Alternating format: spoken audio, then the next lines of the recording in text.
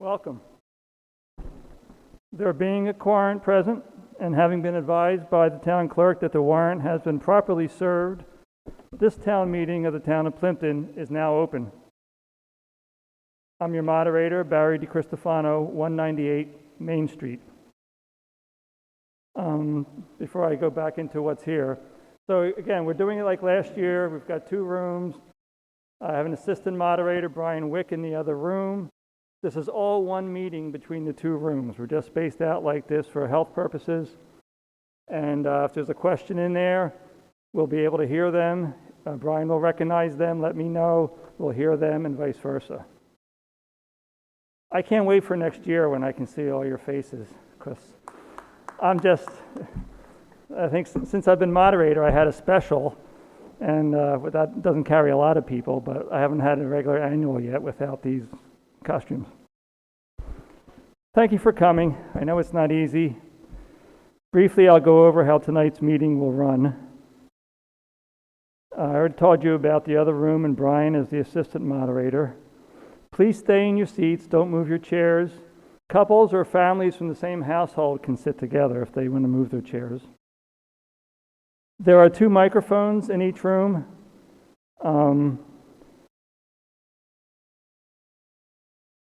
You'll stand, if you want to speak, stand and walk to the mic. I don't want any more than 2 people in line at a mic.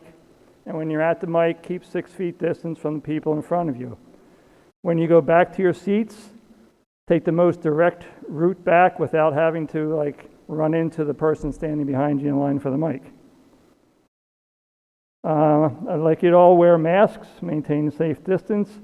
If I find someone not following procedures, I'm going to ask you to comply.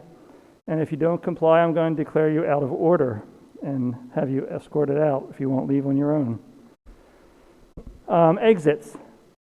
Right now, during the meeting for fire safety, 2 exits, one on my right and left. We'll go out, take you out the back of the school.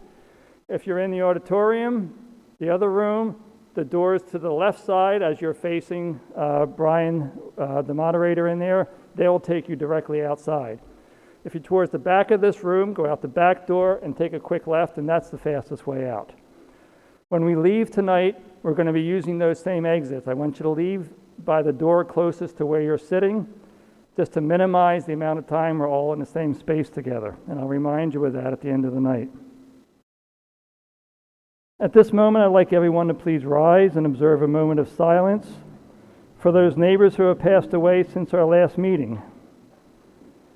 And those people are Scott Murphy, David McMillan, Richard Harlfinger Jr., Doris Silva, William Stinchfield, Donna Holmes, Mary Stevens, Mildred Mann, Daniel Murphy, Susan Samways, Frederick Hunt, Pat Murphy, Robert Stanton, Tim O'Brien, Ed Urowitz, Stephen Andrews Jr., and Christopher Dudley.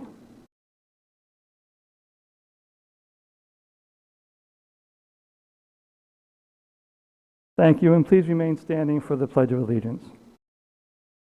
I pledge allegiance to the flag of the United States of America and to the republic for which it stands, one nation, indivisible, with liberty and justice for all. Please be seated. I'd like to thank the Dennett principal, Peter Veneto, and all the custodial staff for setting up these rooms tonight.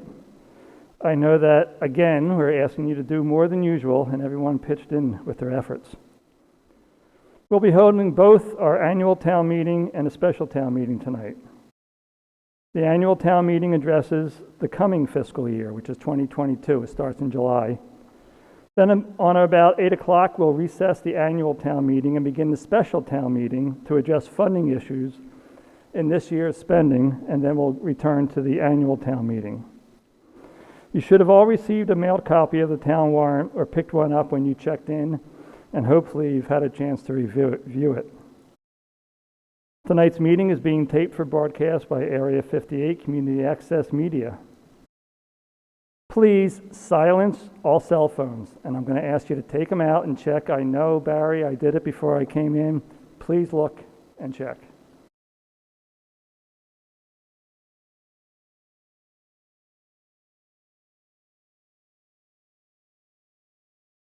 Okay, present tonight, we have, if you're in this room, on your right, to your far right, is John Trainer, Board of Selectmen, John Trainer, Christine Joy, Chairperson Mark Russo, Town Administrator Liz Dennehy. To my left here, we have Town Councilor Greg Corbo and Town Clerk Tricia Detterman. On the left, we'll go all the way down to the end. We have our new Town Treasurer, Lisa Hart, and the outgoing Town Treasurer, the one, the only, Barbara Gomes. Working towards me, we have the Finance Committee, Mark Lemieux, Catherine Shepard, Steve Lewis, Marilyn Brown, and Chairman Nate Sides. You were checked in by our tellers tonight. Out front was Nancy Magnuson and Pat Muscateros. If we need to have a standing count at any time, the vote counts will be done by the counters in this room, Nancy Butler and Helen Reynolds, and in the other room, it's Suzanne Jafarian and Dot Martell. Our peace officers tonight are Officer John Simon and the Chief himself, Matt Clancy. Several of our officials are not residents of the town and as such need your permission to address the assembly. I will entertain a motion that will allow the following individuals to participate tonight when and if appropriate.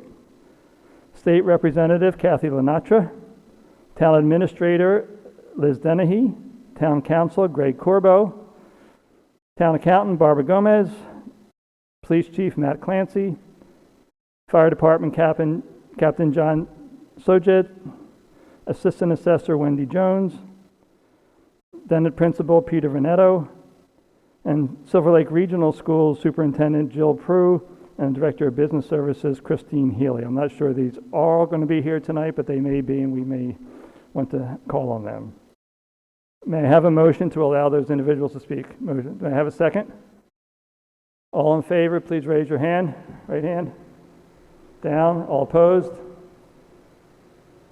Unanimous in here. Same here. Thank you. So get it out so I can hear them. Are there any other people in the audience tonight who are not registered voters of Plympton? Please raise your hand if you are. Okay. If you're not a registered voter, you need to be in this front row as you are, or in the front row in the other room. Procedures for tonight. Anyone wishing to speak needs to stand in front of the microphones, as I said, and again, no more than 2 people may stand behind the speaker while awaiting their turn. After being recognized by me, please state your name and your full street address, that's your house number and your street, before you begin your comments or questions. Please direct all comments through me, the moderator. I'll then direct your comments to the appropriate person. There will be no side discussions that don't come through this podium. Article sponsors will be allowed up to 3 minutes for a presentation. Speakers from the floor will be allowed up to 3 minutes. And I will be timing that, and I keep a close eye on that. We all want to go on with the other things we need to do. To help work through tonight's list of articles, one rule I will have, if you're proposing any substantial amendment, they're going to have to be submitted in writing. Finally, we've come here as friends and neighbors. We'll still be neighbors when we leave tonight. I hope that we can be personable and respectful in our speeches and our comments so that we're all still friends when we leave here tonight as well. Okay, before we move on to Article 1, I'd like to introduce Representative Lenatra and turn the microphone over to her to make some presentations.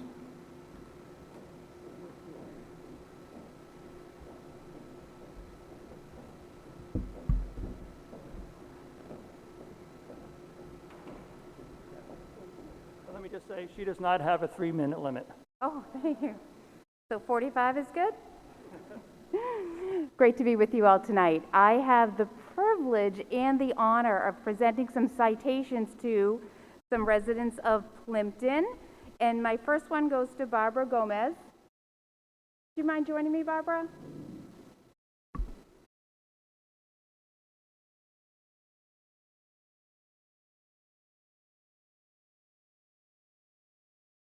I'm smiling under here. You can't see it, but I am. So I have the pleasure of presenting a citation from the State House, and I'm going to read it to you.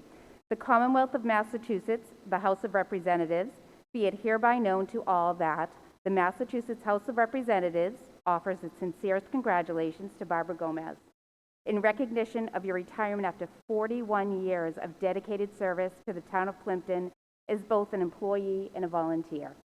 The entire membership extends its very best wishes and expresses the hope for future good fortune and continued success in all your endeavors. And it's given today, the 12th day of May, 2021, and it's signed by the Speaker of the House, Ronald Mariano, and me, myself, Kathleen Lenatra. Thank you for all of your service. I know you're a dedicated person to the town of Plympton, and I know that Plympton really appreciates you. So thank you.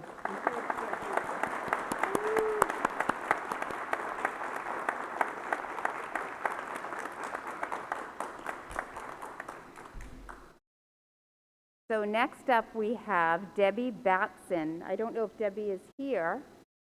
She is. Come on down.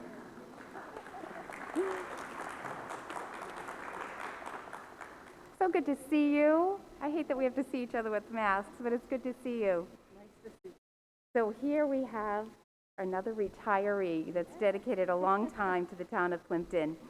So the Commonwealth of Massachusetts wanted to present again a citation to you from the House of Representatives. Be it hereby known to all that the Massachusetts House of Representatives offers its sincerest congratulations to Debbie Batson in recognition of your retirement after 32 years of dedicated service to the town of Plympton as Plympton's library director. The entire membership extends its very best wishes and expresses the hope for future good fortune and continued success in all your endeavors. Again, this is signed today, the 12th of May, 2021, by the Speaker of the House, Ronald Mariano, and myself, Kathleen Lenatra. Thank you. I'm going to miss you at the library. Thank you. Best of luck with all you do.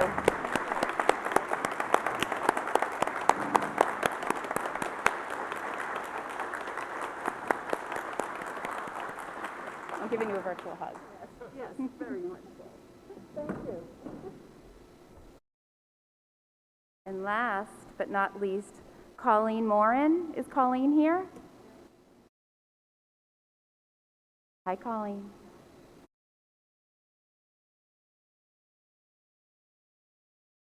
So Colleen is also retiring. 3 retirees. That's beautiful. The Commonwealth of Massachusetts, the House of Representatives, be it hereby known to all that the Massachusetts House of Representatives offers its sincerest congratulations to Colleen Moran in recognition of your retirement after 12 years of dedicated service to the town of Plympton. The entire membership extends its very best wishes and expresses the hope for future good fortune and continued success in all your endeavors. Signed today, May 12, 2021, by the Speaker of the House and myself. Thank you for your service. Thank you very much. You're welcome. Thank you. So now I think I have 30 minutes left. Right, 30 minutes left. No, enjoy your town meeting. It's a pleasure to see all of you. And thank you for all your service to the 3 wonderful women that I just received their citations. Thank you.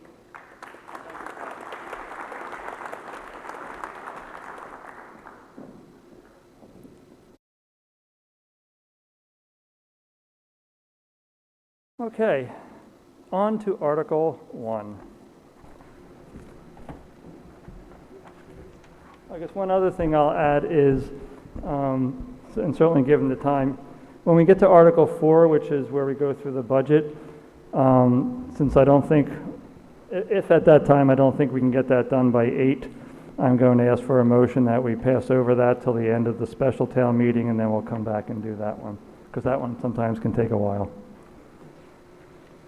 Article 1, to hear reports of the town officers and act thereon, and to receive and act upon reports of any committees, and give authority or instructions or take any other action relative thereto.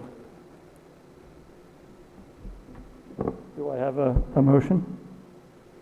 So moved. And a second? Do I have any reports from any town committees? Seeing none, we'll move on to Article 2. No, I don't know. Do we have to vote on that? I don't. All in favor of not hearing any reports, raise your right hand. Down hands. Opposed? It's unanimous. We move on to Article 2. Article 2, to see if the town will vote to authorize the town treasurer to enter into compensating balance agreements for fiscal year 2022 as permitted by and in accordance with Mass General Law, Chapter 44, Section 53F, or take any other action relative thereto. It's submitted by the town treasurer and recommended by the Board of Selectmen. Do I have a motion? Colleen Moran, 11 Granville Baker Way. I move that the town vote to approve the article as printed in the warrant. Thank you. In a second? In a second. Any discussion?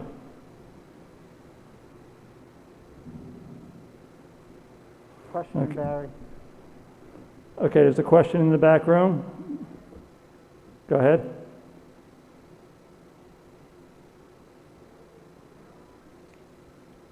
Main Street. OPED, OPED. What does that stand for?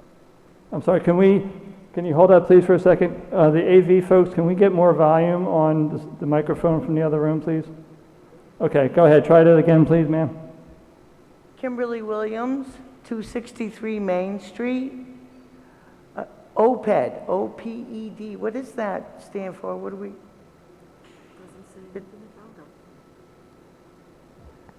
What does, OPED. that's not in this, I think you're looking at the special town meeting warrant. Oh, I am at the Yeah. special. So we're not there yet. Well, dang nabbit. Do you know what OPED stands for? Yes, I do. It's the retirement benefits, it's other benefits that we pay municipal employees after they're retired. So we'll discuss that more when the time comes. Thank you.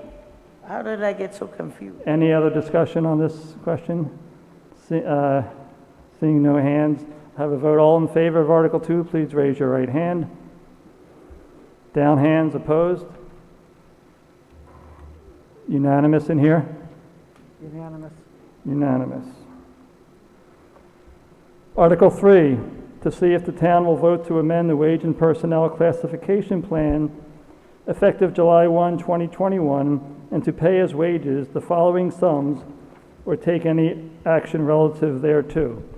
So what I'll do, as opposed to reading all the numbers, I'm going to read the positions by a group, in each group, the way we do with the budget.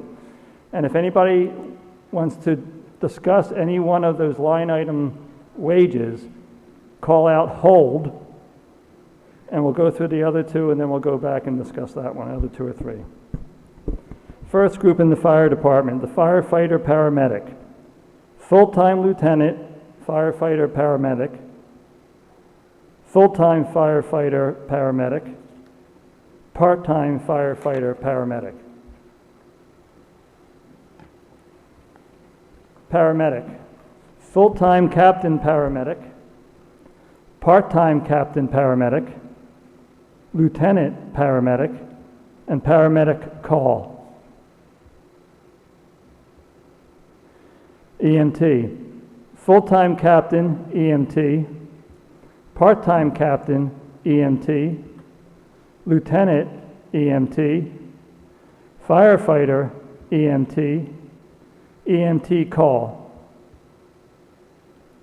Firefighter. Okay, we'll move to the highway department. Highway superintendent, working foreman, motor equipment repairman, equipment operator, truck driver laborer.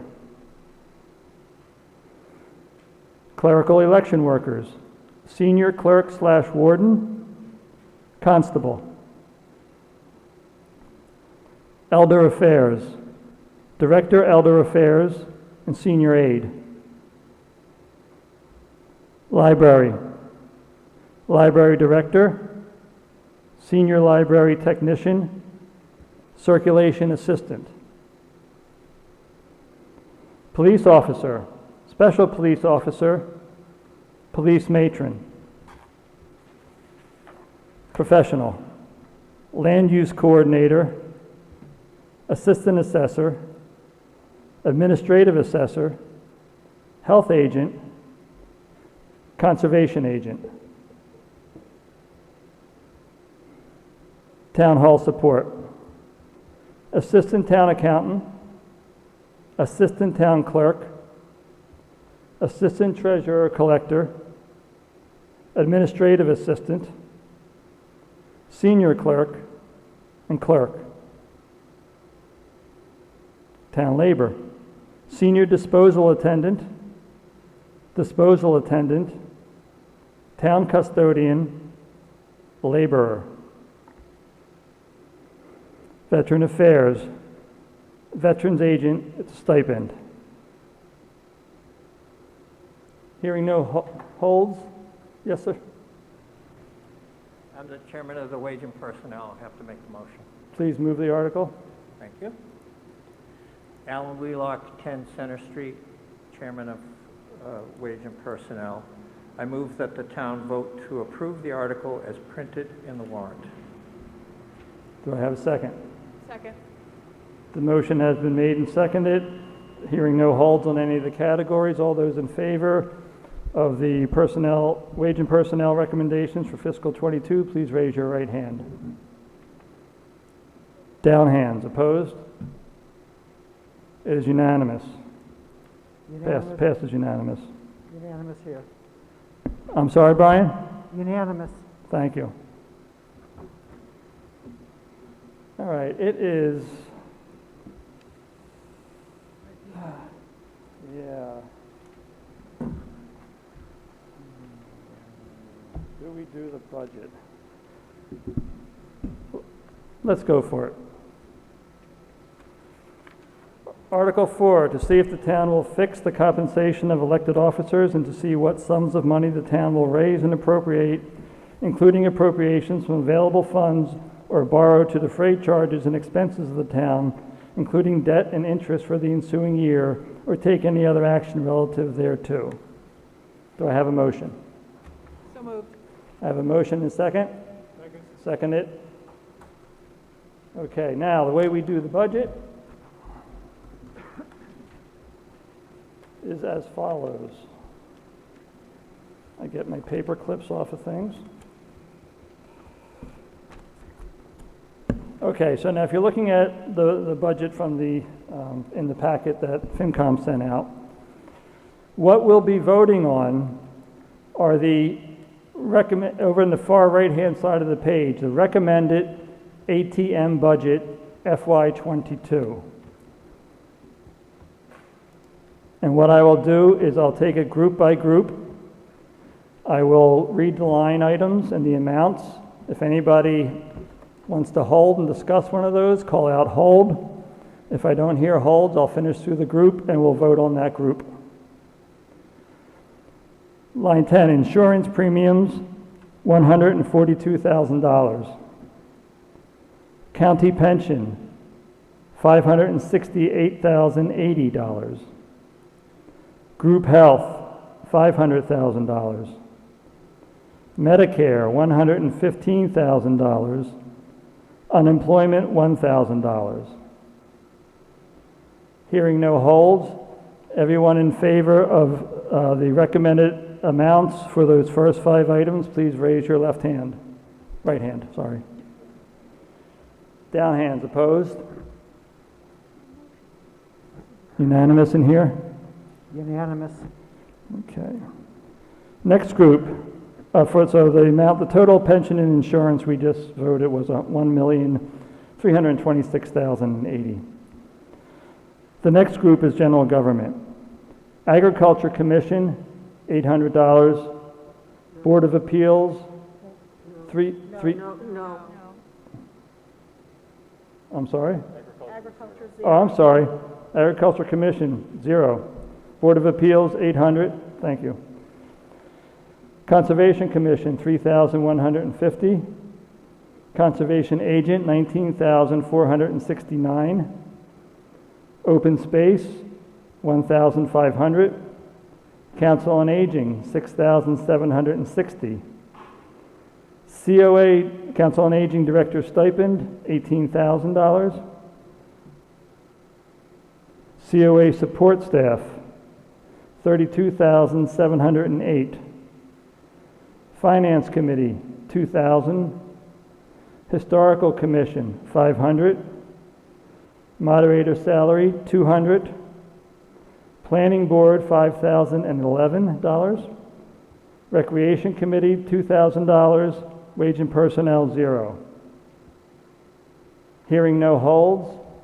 All those in favor of those general government lines, which total $92,098, please raise your right hand. Down hands. Opposed?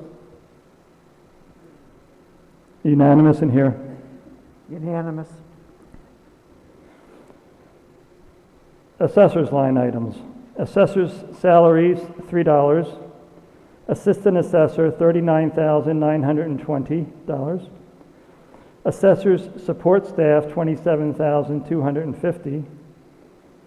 Assessors expense, $23,619.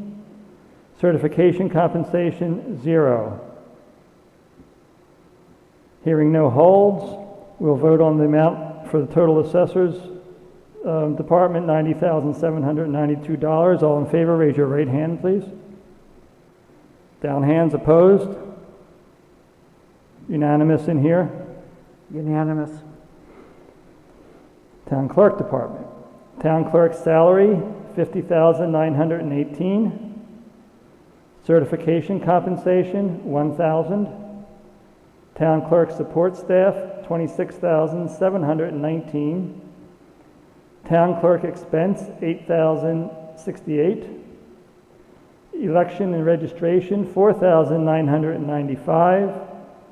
Election support staff, $4,408, for a total town clerk office amount of $96,108. Hearing no holds, all in favor of that section, please raise your right hand. Down hands. Against, opposed? Unanimous in here. Unanimous.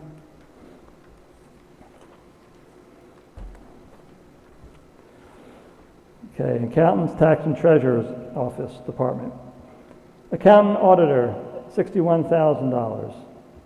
Accountant Support Staff, $3,000. Accountant Expenses, $10,000. Treasurer Tax Collector Salary, $64,111. Certification Compensation, $1,000. Treasurer Support Staff, $40,194. Treasurer Tax Collector Expense, $30,580, for a total of $209,885. Hearing no holds, all in favor of that section, please raise your right hands. Down hands.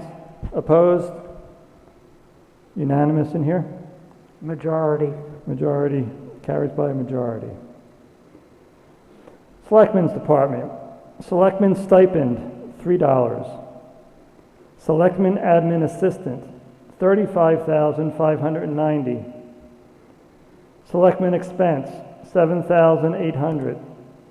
Town Administrator, $120,810. We have a hold. Town Administrator Expense, $3,600. Computer Maintenance, $21,000. Memorial Day, $500. Town Buildings, $5,500. Building Supplies, $5,400. Town Custodial Services, $24,000. Town Council, $50,000. Town Reports, $1,200. Utilities, $45,000. Okay, we had a hold on the Town Administrator line 240. Whoever made that hold, would you care to speak to it? Please state your name and address. Yes, David Detterman, 32 Parsonage Road. So that line item has an increase of 3.7% from fiscal year 2021. The match of the 120,000 does not make sense. That's over a 9% increase. Who's your question directed to? To the FinCom. Doesn't make sense. It's not 3.5%. Mr. Moderator, Nathaniel Sides, 68 Winnetoxet Road, Chairman of the Finance Committee. The 120,810 is a contracted amount that was signed and agreed to by the Board of Selectmen with the town administrator. That is the previously agreed to amount for this fiscal year coming up. You are correct. It is an increase of 9% versus last year. However, the reason for that is the town administrator, in a show of solidarity with other town employees and as a sign of good faith to the townspeople, agreed to give up her contractually eligible amount last year. So this, in essence, brings her whole. The 3.7 increase is the number that would have been in place had she been at her contracted rate for last year. So if it's a contracted rate, why are we voting on it? We have no vote in this. You have to pay it somehow. Yes, Well, we still have to pay that money. But it's a contract, so. You're we still have to correct. Pay it anyway. You're correct.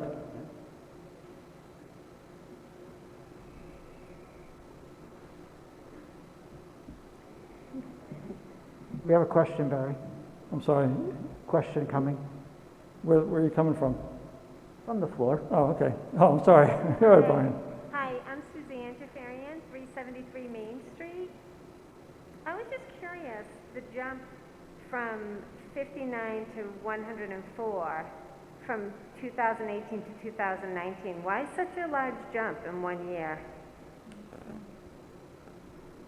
Who would like to address the jump back in FY 18 and 19?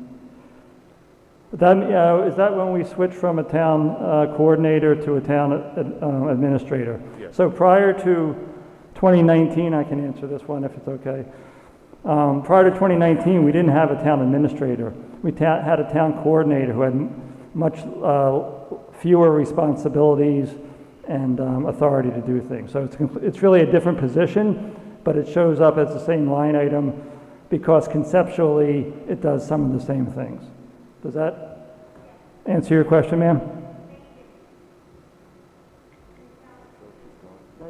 Okay. All right, so we've removed that hold. We've answered that question. Total Selectmen's Department, $320,403. All in favor, please raise your right hand. Down hands. Opposed? Majority in this room? Majority. Majority. Passes. Board of Health. Health stipend, $3. Health support staff, $32,679. Health expenses, $3,375. Hearing no holds, all in favor of the Health Department, Board of Health, $36,057. Please raise your right hands. Down hands. Opposed? Unanimous in here? Unanimous. Public Works Department. Highway Superintendent, $71,500. Public Works Administrative Assistant, $12,570. Highway Labor, $172,500. General Highway, $96,670. Equipment and Maintenance, $8,000. Cemetery Department, $1,000. Cemetery Labor, $7,800. Parks Department, Grounds Maintenance, $60,000. Snow and Ice? No, I missed one. I'm sorry. Parks Department, Grounds and Maintenance, $7,800. Thank you. Snow and Ice, $60,000. It's more like it. Transfer Station, $141,000. Transfer Station Staff, $52,000. Hearing no holds, all in favor for the total public works budget of $625,481, please raise your right hand. Down hands. Opposed? Unanimous in here? Majority. Majority passes. Total personal protection of personal property. Animal inspector, $1,875. Animal control officer, $5,000. Animal control expense, 0. Tree warden salary, $10,968. Tree warden expense, $5,000. Hearing no holds, all in favor of protection of personal property section is $22,843. Please raise your right hand. Down hands. Opposed? Unanimous in here? Unanimous. Building department. Building inspector, $22,000. Department administrative assistant, $30,719. Plumbing and gas inspector, $12,000. Wiring inspector, $18,000. Zoning administrator, $15,000. Department expenses, $1,000. Hearing no holds, all in favor of building department budget of $98,719, please raise your right hand. Down hands. Opposed? Unanimous in here? Unanimous. Fire EMS services. Fire chief salary, $111,000. Fire EMS services, $60,000. EMS medical supplies, $17,000. Fire EMS salaries, $520,000. I hear a hold. Fire EMS equipment and repair, $20,000. Fire building utilities, $15,500. Okay, we have a hold on line 510, fire EMS salaries. It's requested of $520,000. I move that the town vote to transfer $200,000 from the ambulance fund and raise and appropriate the sum of $320,000 for a total of $520,000 for line 510. Okay, so just to explain what that hold was about, it was a question on where that money's coming from. So far, we've been coming all from raise and appropriate money funding, and this is to split it, $200,000 from the ambulance account and $320 from raise and appropriate. So we have a motion to amend and a second. So first, we'll vote on the motion to amend the funding sources for this line.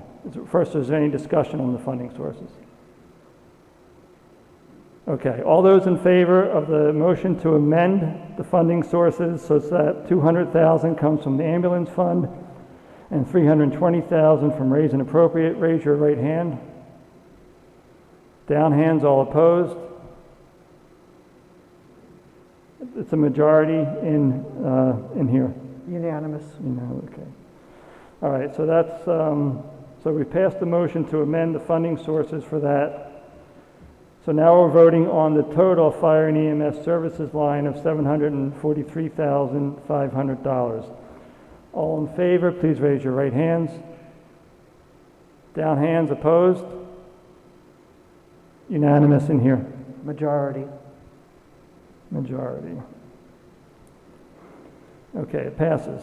Police services. Police chief salary, $116,000. Police services, $826,655. Police department clerical, $35,475. DARE, 0.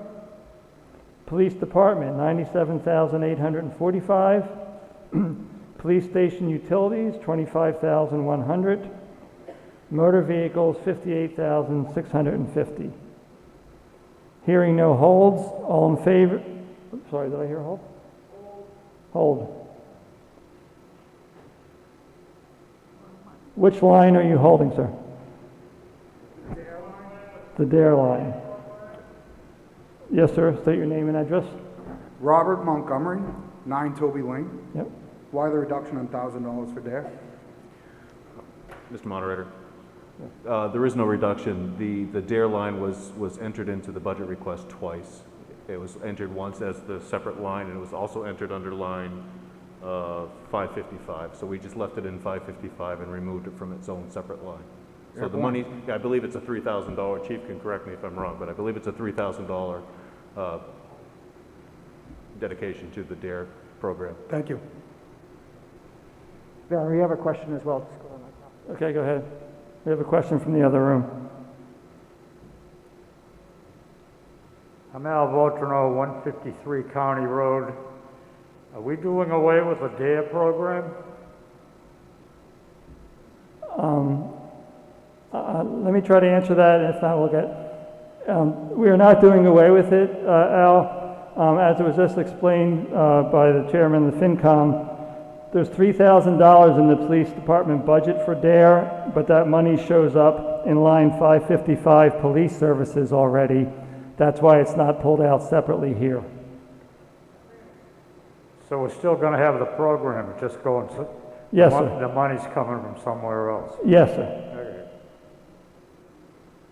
Any other questions? Good questions. Okay. So we've cleared that hold.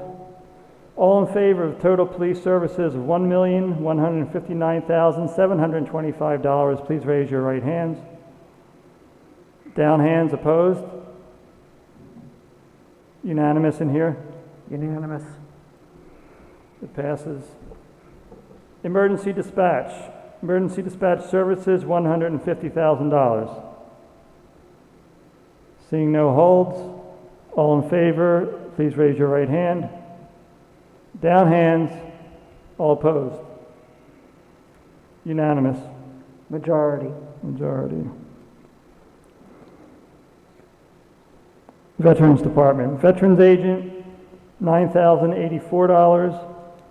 Veterans Administration, $850.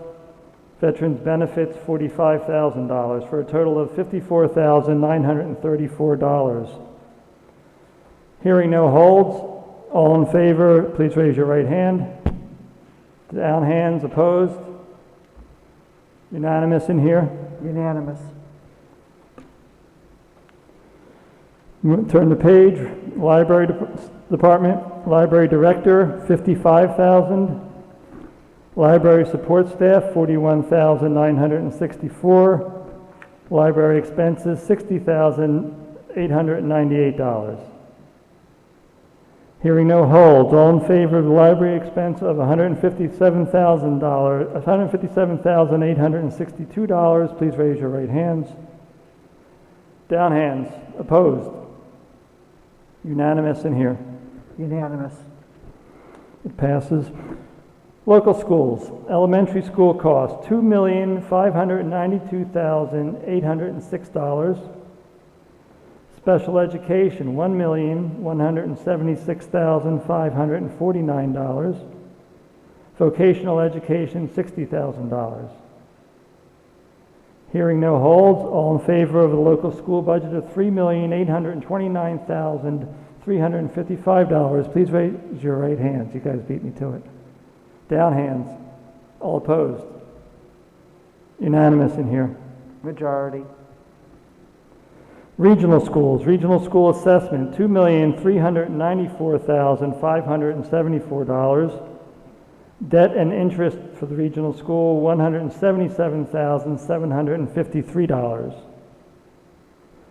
Hearing no holds, all in favor of the total regional schools of $2,572,327,000, please raise your right hands. Down hands, opposed? Unanimous in here? Majority. Okay, so just, we not have to vote this, but as an aside, for total, for all the schools we just voted was $6,401,682. The last 6 items. Reserve fund, $118,000. Interest, loans and refunds, $3,000. Principal and interest, $53,000. Debt exclusion, $66,757. Police station debt, $163,425. Hold. The hold on that. And the RF interest, principal and interest, debt exclusion, oh, that's the total, never mind. Okay, there's a hold on line 825, police station debt. Where'd that come from? Yes. I move that the town vote to transfer the sum of $163,425 from the capital stabilization account for the debt service for the police station. The motion is to pay for line 825 from the capital stabilization account, $163,425. Does this need a 9/10 because it's coming out of capital stabilization? Or 2/3, I mean? 2/3. 2/3, right? Yeah. So this line, because it's coming out of capital stabilization, we're going to have a 2/3 vote on this line. I'll second the motion. Thank you. Motion second. Is there any discussion before we vote? No. Okay, all in favor of taking line 825, police station debt of $163,425 from the capital stabilization account, please raise your right hand. Down hands. Opposed? It's unanimous in here. Majority, 2/3 majority. 2/3 majority in there and unanimous in here, so it's 2/3 majority overall. Okay, so the motion has passed to take the money from capital stabilization. So now we're voting on the total of those last 5 lines, 800 through 825, of $404,182. All in favor, please raise your right hand. Down hands. Opposed? Unanimous in here. Unanimous. Okay, so we have just passed the town's budget for fiscal year 2022, the total of $11,990,351. Good job, all. Okay, not quite 8 o'clock. So we will continue in our annual town meeting. We'll move to Article 5. Article 5, to see if the town will vote to amend Section 14, holidays, of the Wage and Personnel Bylaw by adding Juneteenth to the list of Massachusetts legal holidays or take any other action relative thereto. Do I have a motion? Alan Wheelock, 10 Center Street, Chairman of Wage and Personnel. I move that the town vote to approve the article as printed in the warrant. Do I have a second? Second. Motion has been moved and seconded. Is there any discussion? Seeing no hands, all in favor of passing Article 5, please raise your right hand. Down hands. Opposed? Unanimous in here. Majority. Passes by a majority. Article 6, to see if the town will vote to amend Section 18, bereavement leave, of the Wage and Personnel Bylaw by striking the said section in its entirety and replacing with the following text so that the said section reads as follows. In the event of the death of an employee's spouse, child, mother, father, stepmother, stepfather, mother-in-law, father-in-law, or sibling, the employee shall be granted paid bereavement leave of up to 5 business days. For sister-in-law, brother-in-law, grandparents, grandchildren, aunts and uncles, the employee shall be granted paid bereavement leave of up to 3 business days. For other family members and/or in the case of unusual circumstances, time off may be granted at the discretion of the employee's department head with approval of the town administrator and board of selectmen, or take any other action relative thereto. Do I have a motion? Alan Wheelock, 10 Center Street. I move that the town vote to approve the article as printed in the warrant. A second? And motion's been seconded. Any discussion?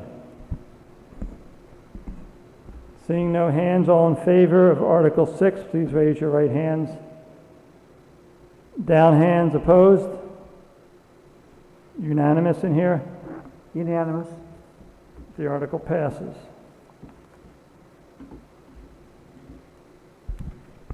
Article 7, to see if the town will vote to amend Section 13, vacations, of the Wage and Personnel Bylaw by striking the said section in its entirety and replacing with the following text so that the said section reads as follows. Section 13, vacations. At the start of the fiscal year, July 1, permanent full-time employees and benefits-eligible part-time employees who are working a minimum average of 20 hours per week shall be granted paid vacation leave on July 1 each year as follows. So if they had continuous service of at least 6 months but less than 1 year, 5 days. Continuous service of at least 1 year but less than 2 years, 5 days. Continuous service at least 2 years but less than 5 years, 10 days. Continuous service at least 5 years but less than 15 years, 15 days. Continuous service of at least 15 years, 20 days. Paid vacation leave is granted on a fiscal year basis on July 1 each year and shall be taken between July 1 and June 30. Vacation time shall not accumulate and carry over from fiscal year to year. All employees shall schedule vacation so as to cause minimal interference with the performance of the regular work of the town and shall provide at least 1 week's notice to the department head, or in the case of a department head, notice to the town administrator, of plans to use more than 3 consecutive days to the extent practical. In unusual circumstances, an exception may be granted to the provisions of this section by the department head, and with approval of the town administrator, and a memo shall be sent to the Wage and Personnel Board documenting the reasons for said exception, or take any action relative thereto. Do I have a motion? Alan Wheelock, 10 Center Street.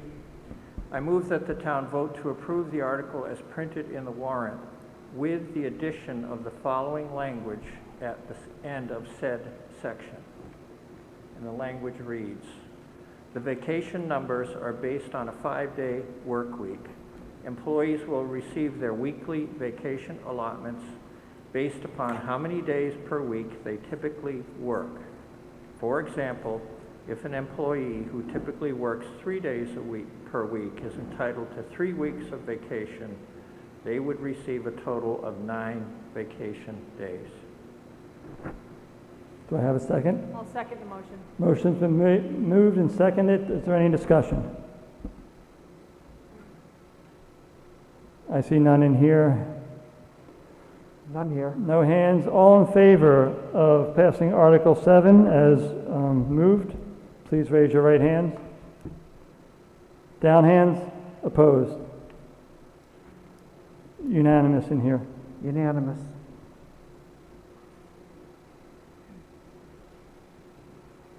I have almost just shy of 7:58, so I think I'm going to take a 2-minute break and we'll start, or a 1.5-minute break, and we'll start the special town meeting before we move on, because I don't want to be in the middle of an article when we move. That's up to you. Give me a second to have some water and we can get the special started.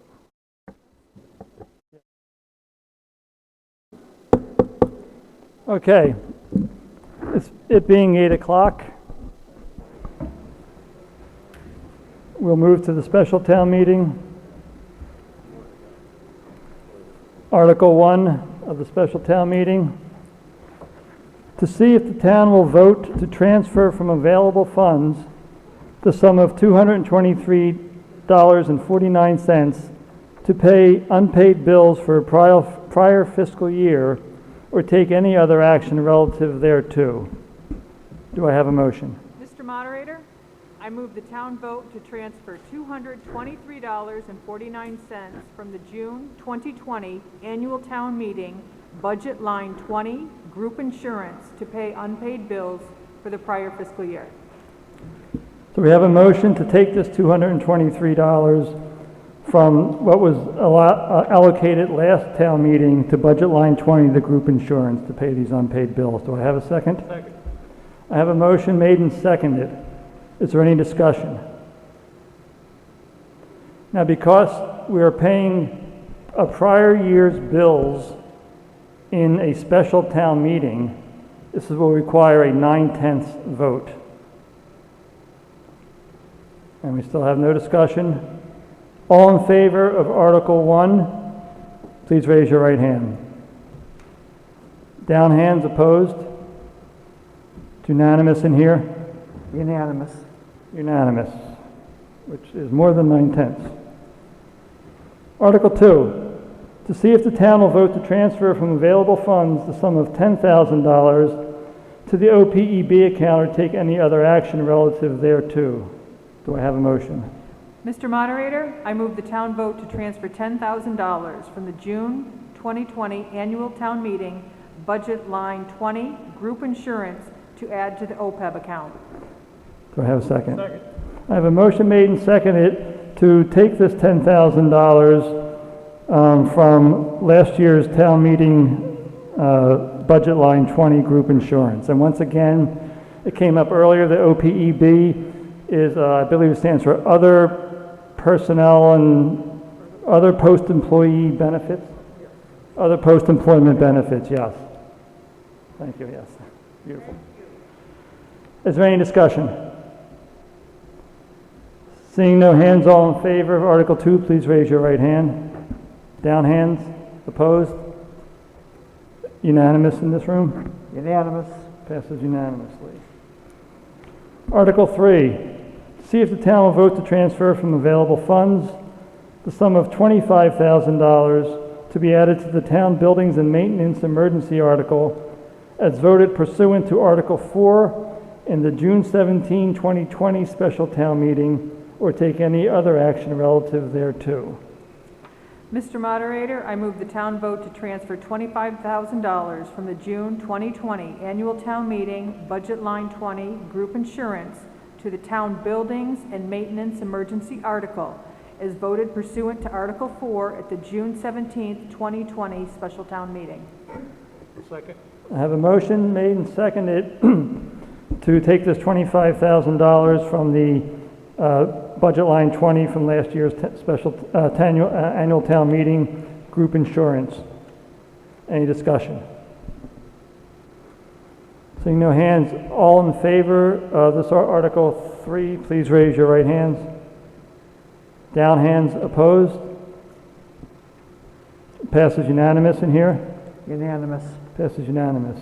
And so I guess we can gather, just to give a little background, our group insurance didn't cost as much as we thought it was this past year. So there's extra money in there that we're able to use to take care of some of these other town needs.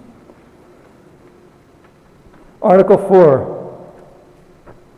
to see if the town will vote to transfer from available funds the sum of $10,520 for the purpose of increasing the salary line item for town accountant auditor, line 200, in the FY 2021 budget as voted pursuant to Article 4 at the June 17, 2020 annual town meeting, for the purpose of funding the salary of a new town accountant through June 30th, 2021, or take any other action relative thereto.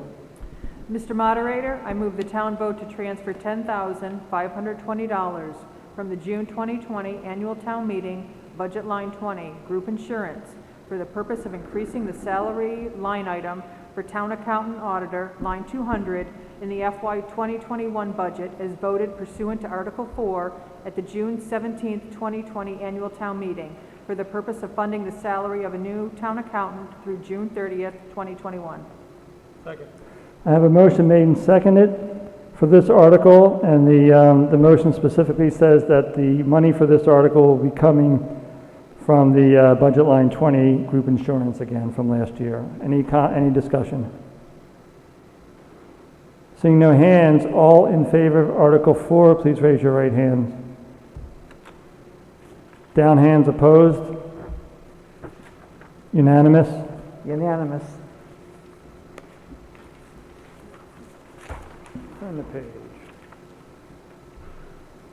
Article 5, to see if the town will vote to transfer from available funds the sum of $6,270 for the purpose of increasing the salary line item for the treasurer collector, line 210, in the FY 2021 budget as voted pursuant to Article 4 at the June 17, 2020 annual town meeting for the purpose of making a required payment of accrued unused vacation time for an outgoing retiree or take any other action relative thereto. Mr. Moderator, I move the town vote to transfer $6,270 from the June 2020 annual town meeting, budget line 20, group insurance, for the purpose of increasing the salary line item for the treasurer collector, line 210, in the FY 2021 budget, as voted pursuant to Article 4 at the June 4th, 2020 annual town meeting, for the purpose of making a required payment of accrued unused vacation time for an outgoing retiree. Second. The motion made and seconded for Article 5, and again, the motion is to take the money for this from last year's group insurance line item. Any discussion? Seeing no hands, all in favor of Article 5, please raise your right hand. Down hands. All opposed? Unanimous in here? Unanimous. Article 6, to see if the town will vote to transfer from available funds the sum of $12,000 to the unemployment line, line 30, or take any other action relative thereto. Mr. Moderator, I move the town vote to transfer $12,000 from the June 2020 annual town meeting budget line 20 group insurance to the unemployment line item, line 30. Second. I have a motion made and seconded for Article 6 to transfer this $12,000 from the line 20 of last year, the group insurance line. Any discussion? Seeing no hands, all in favor, please raise your right hands. Down hands, opposed? Unanimous in here? Unanimous.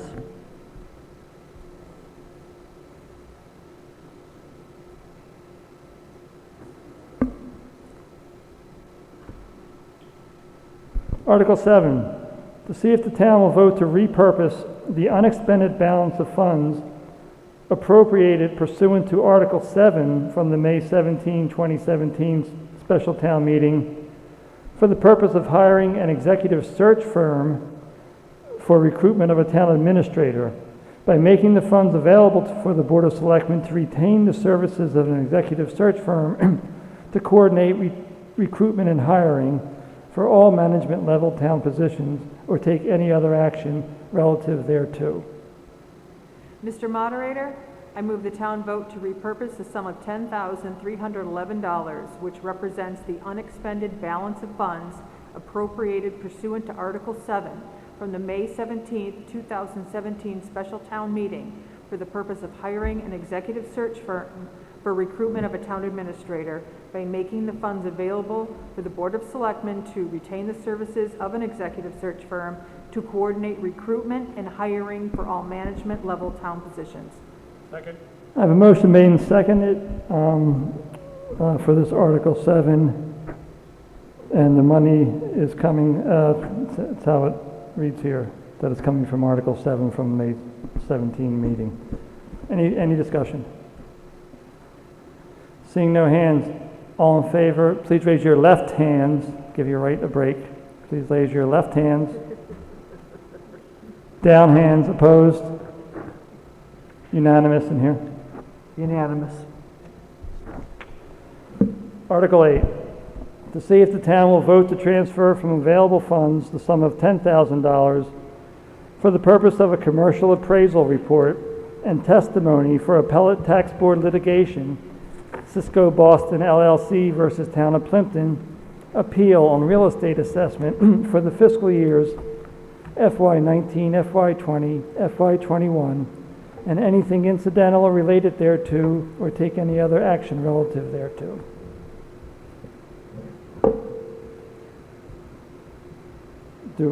Yes. Ethan Stiles, 85 West Street. Mr. Moderator, I move the town vote to transfer $10,000 from the June 2020 annual town meeting, budget line 20, group insurance, for the purpose of a commercial appraisal report and testimony for the appellate tax board litigation, Cisco Boston LLC versus Town of Plympton, appeal on real estate attestment for the fiscal years 2019, 2020, 2021, and anything incidental related thereto.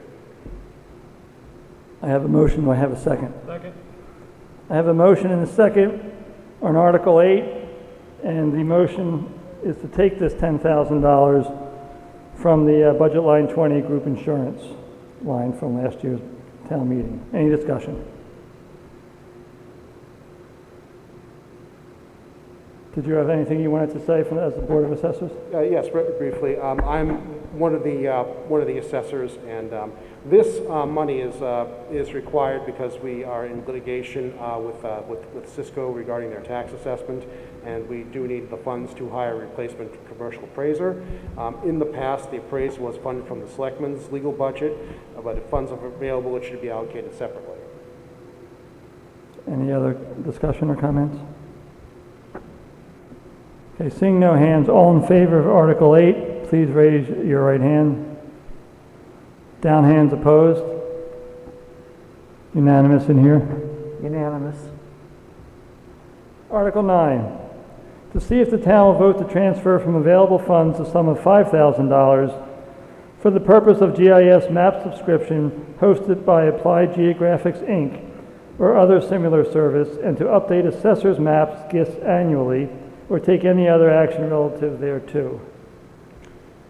Mr. Moderator, I move the town vote to transfer $5,000 from the June 2020 annual town meeting, budget line 20, group insurance, for the purpose of GIS map subscription hosted by Applied Geographics, Inc., or other similar service, and to update assessors' maps /GIS annually. I have a motion. Do I have a second? Second. I have a motion made and seconded for this Article 9, $5,000 to come again from last year's group insurance line. Any discussion? Yes, Mr. Moderator. The Assessor's Office maintains and funds the GIS hosting subscription for the town on its website. This resource is used by most of the other departments in town, including public safety, planning, zoning, building, etc. The GIS map data is updated every other year due to budget. The Board of Assessors would like to maintain and update the assessors' maps annually to ensure the most current maps are accessible for all departments and the public. Thank you. Any other comments or questions? Seeing no hands, all in favor of Article 9, please raise your right hand. Down hands opposed. Unanimous in here?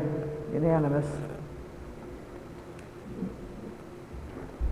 Article 10, to see if the town will vote to transfer from available funds the sum of $13,500 for the purpose of real property data recollection, or take any other action relative thereto.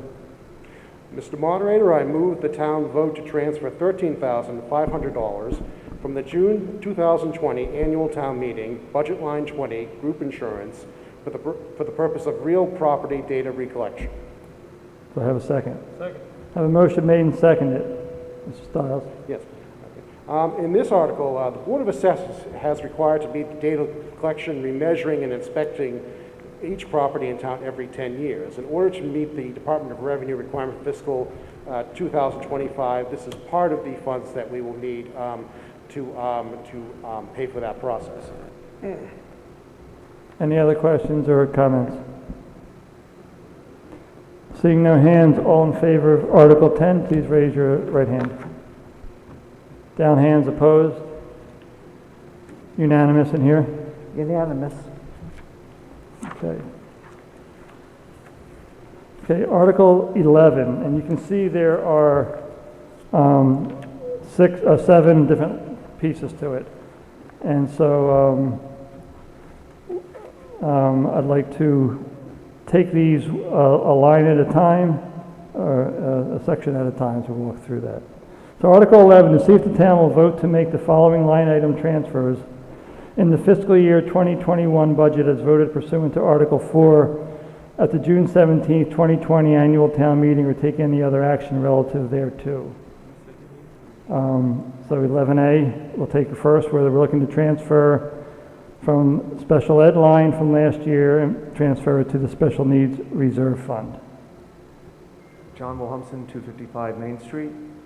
I move that the town vote to transfer $2,188.88 from the June 2020 annual town meeting, budget line 705, special education, to the special needs reserve fund. I have a second. Second. We have a motion and a second for what we'll call, oh, sorry. That was left over from Ethan. We have a motion and a second for what we'll call Article 11A. Does anybody want to speak to that or have a question to it? Mr. Moderator, Yes. I can briefly explain it. Yep. This is the Special Needs Reserve Fund we established a few years ago. It is based on a percentage of our total, our school budget. And so each year we come back to up that if we have the funds available to put it to the maximum. Thank you. Any other questions or comments? All those in favor of Article 11A, please raise your right hands. Down hands opposed? Unanimous in here? Unanimous. Article B is to transfer funds from special ed again into line 700 elementary school costs. Mr. Moderator, I move that the town vote to transfer $20,000 from the June 2020 annual town meeting, budget line 705, special education, to line 700, elementary school costs, for a one-time COVID stipend payment for building staff. Second. I have a motion and a second for Article 11B. Would you like to speak to that? Mr. Moderator, thank you. The purpose of this article is to provide, as I said, $500 to each of the building staff of the Dennett. We had an extraordinary year this year, and the totality of the Dennett staff, teachers, aides, principal, and custodians, and administration here all did an exceptional job. They were asked to spend over 6 hours a day in the building with about 120 people each day. Our school never went remote, and the staff worked through the surges. The other thing that's quite amazing about it is that we actually had no travel-related quarantines of staff because they gave up their travel in order to make sure they could be here for the students in Dennett. They had to adapt to a variety of new things that were outside of their job descriptions, including new technology, new teaching methods, and also really had to deal with 2 new school years, basically September 16th and March 22nd, where we changed back to full in person. So I'm asking for town meeting to consider doing this one-time thing in order to recognize the work of the building staff. Thank you, Mr. Wilson. Any comments or questions on this? Mr. Moderator? Yes. Marilyn Brown, 46 Elm Street. Marilyn Brown, 46 Elm Street, Finance Committee member. I would respectfully like to ask you to not vote for this particular section of the article. we have absolutely no discussion about the fact that we know that the folks at the Denon Elementary School did an outstanding job, as did many other staff members in the community. To give one group a financial bonus rather than to all is just totally unfair. I just would like to make one example, and I will stop talking about it, but I think, for instance, let's look at the fire department.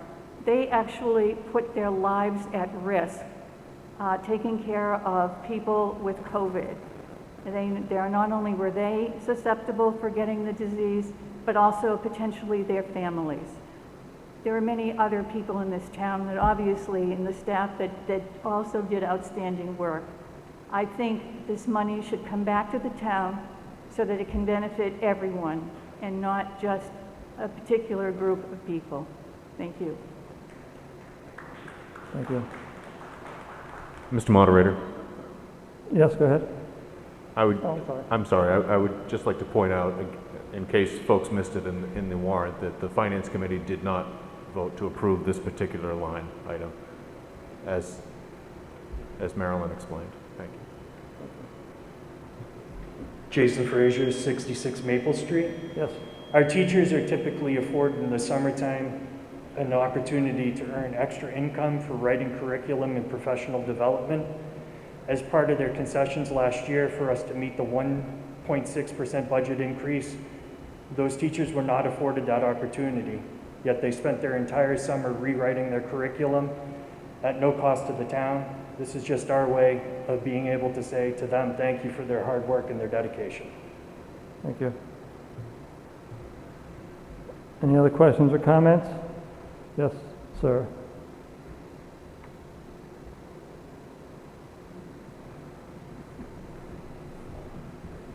Mr. Moderator, Art Moran, 11 Granville Baker Way, and I would concur with the Finance Committee.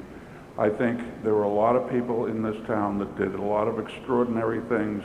I know as chairman of the Board of Health, our people were working 7 days a week, at night, weekends, everything. And by the way, that was volunteering. They just got their regular amount of money. And it's not fair to everybody else in town that did a lot of work and put in the extra effort to just reward one group and not the other. Thank you.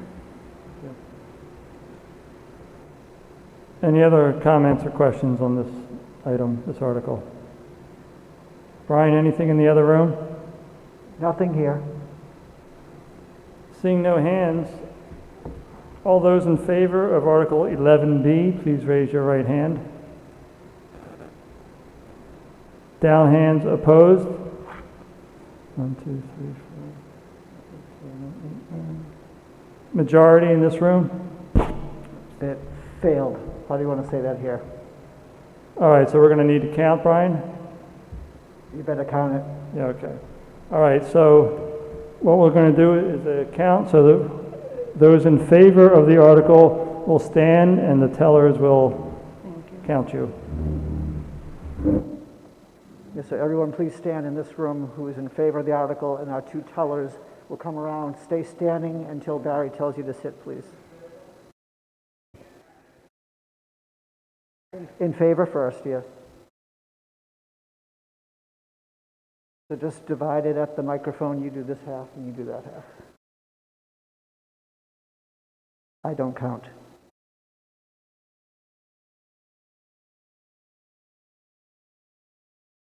Meaning I can count, but I don't count in the voting. Don't count me. I don't count either.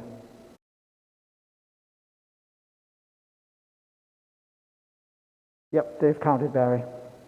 Okay, and are we good in this room too? Okay, please be seated. All those opposed, please stand.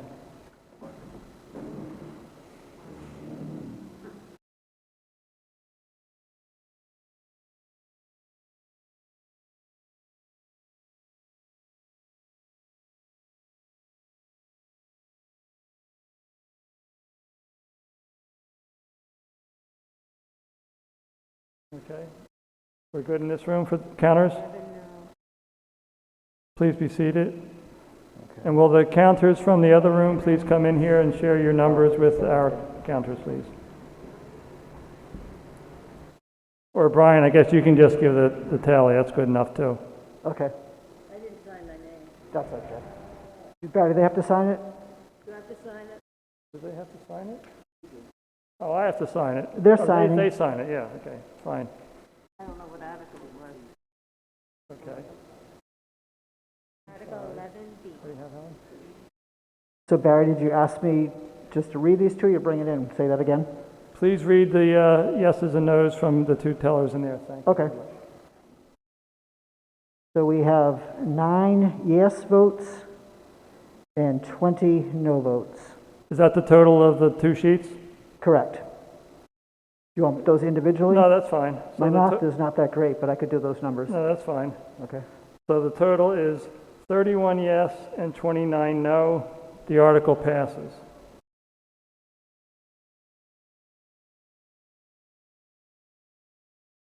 $31 yes, 29 no.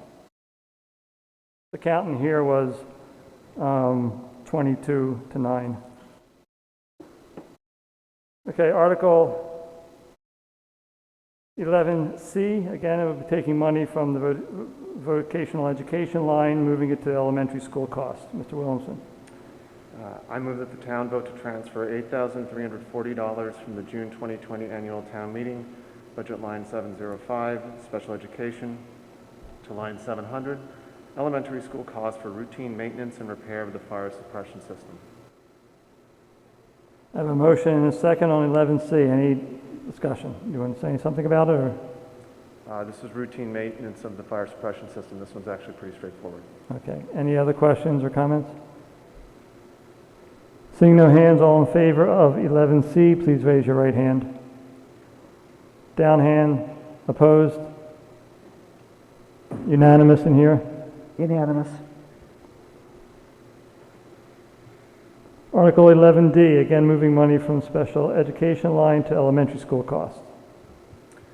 Mr. Moderator, I move that the town vote to transfer $3,000 from the June 2020 annual town meeting budget line 705, special education, to line 700, elementary school costs for reimbursement for COVID-19 related expenses associated with the transition to 5-day in-person learning on March 22nd. I have a motion and a second for 11D. Comments or questions? Just a quick comment. I mean, as part of that transition, all of the folding tables that you see in both of the rooms, the small ones, were purchased in order to be able to hold lunch in the cafeteria as the desks were needed in the rooms, along with perhaps a few other minor expenses. And so we wanted to make sure that we were able to cover that. Of course, anything that's COVID related, if we can submit it for CARES Act reimbursement, we'll do that too. Thank you.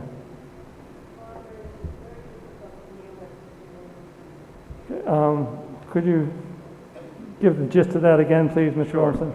Basically, there were certain expenses that were associated with reopening school on the 22nd, and what we're doing here is to make sure that we have that in the budget to be able to cover that expense out of the appropriate line.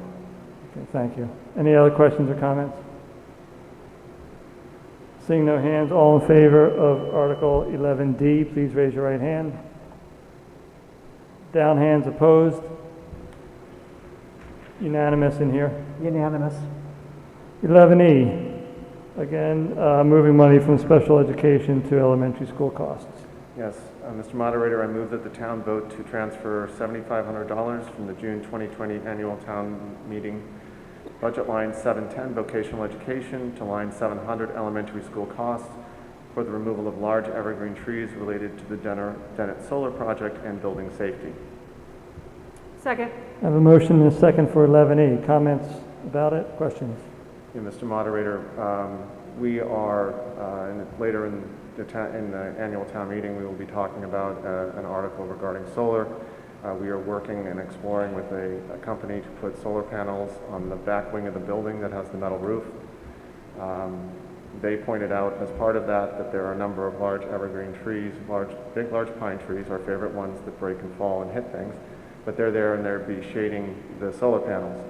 Also, when looking at that from a building maintenance perspective, we realize that the trees should just come down anyways, whether we go through with the solar or not, to keep the building safe, because if one of those hits the building, we're going to have a problem being able to keep everyone in school. Thank you, John. Any questions or comments? Seeing no hands, all in favor of Article 11E, please raise your right hand. Down hands, opposed? Unanimous in here? Majority. Majority. Passes. 11F, again from vocational ed, money going to elementary school costs. Mr. Moderator, I move that the town vote to transfer $32,200 from the June 2020 annual town meeting budget line 710, vocational education, to line 700, elementary school costs, for driveway seal coating, line striping, and pavement work. Second. The motion second on 11F. Questions or comments? Yeah, Mr. Moderator, this would be seal coating of the entire driveway and parking lot outside here, which is definitely in need of that, as well as some additional spaces being put out front of the building, and then line and striping. So we were actually very fortunate to have the money left in the budget to be able to take care of this here and not have to do it as additional capital improvement. Excellent. Any other questions or comments? Seeing no hands, all in favor of 11F, please raise your right hands. Down hands, opposed. Unanimous? Unanimous. Article 11G, this is moving money from vocational ed into the highway equipment and maintenance line. So, Mr. Moderator, I move that the town vote to transfer $8,500 from the June 2020 annual town meeting budget line 710 vocational education to line 315 highway equipment and maintenance to purchase and equip a lawnmower to be used on the fields. Second. I have a motion and second on 11G. Any questions? Basically, this is to help out the highway department to be able to purchase this mower for use to help mow the fields properly here. Any other questions or comments? All in favor of 11G, please raise your right hand. Down hands, opposed? Unanimous? Oh, no, majority in here. Unanimous in here. Okay. All right, that concludes Article 11, which is the last in the special town meeting. Do I have a motion to adjourn the special town meeting? So moved. And a second? Second. Motion and second to adjourn the special town meeting. All in favor, please raise your right hands. Down hands, opposed? Unanimous. Unanimous. Back to the annual.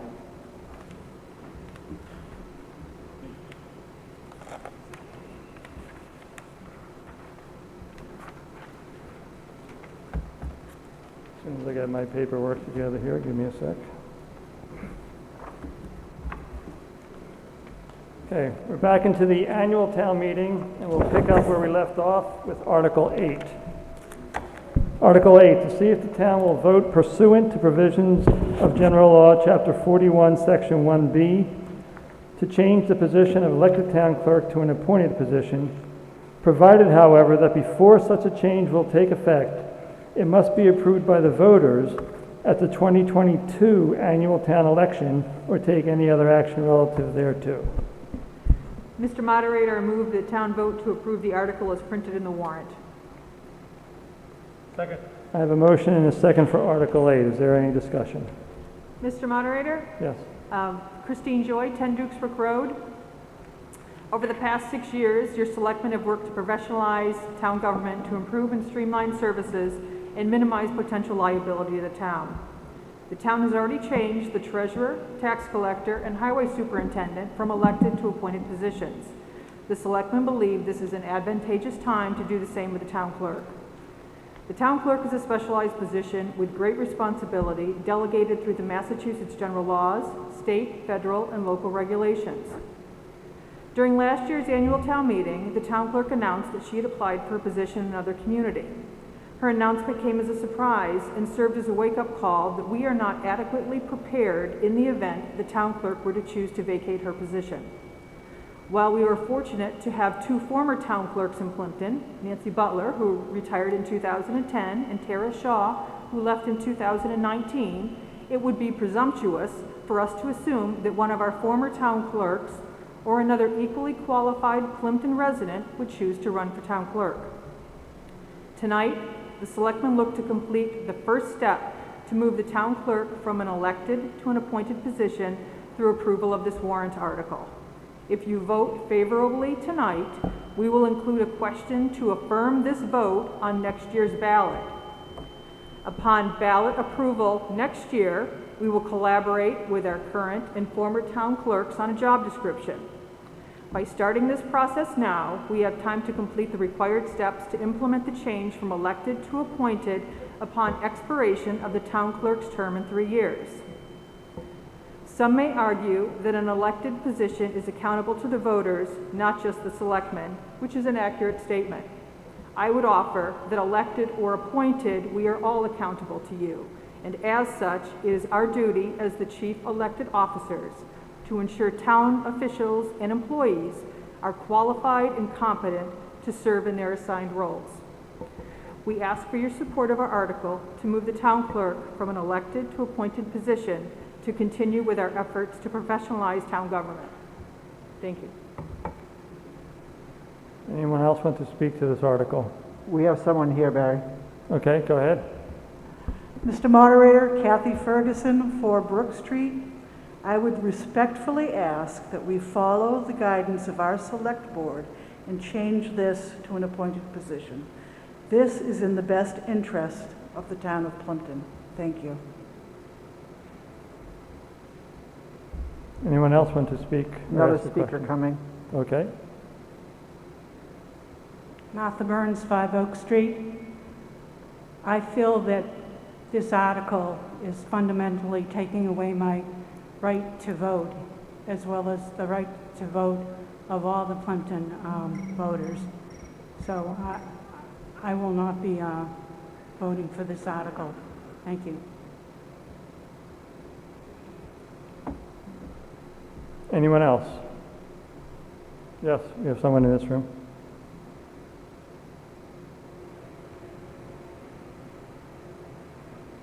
Mr. Moderator, Nancy Butler, 49 Maple Street. I respectfully ask you to defeat this motion. As a former town clerk, I believe it's a mistake to have the select board choose this position. Please do not vote in favor of this. Thank you.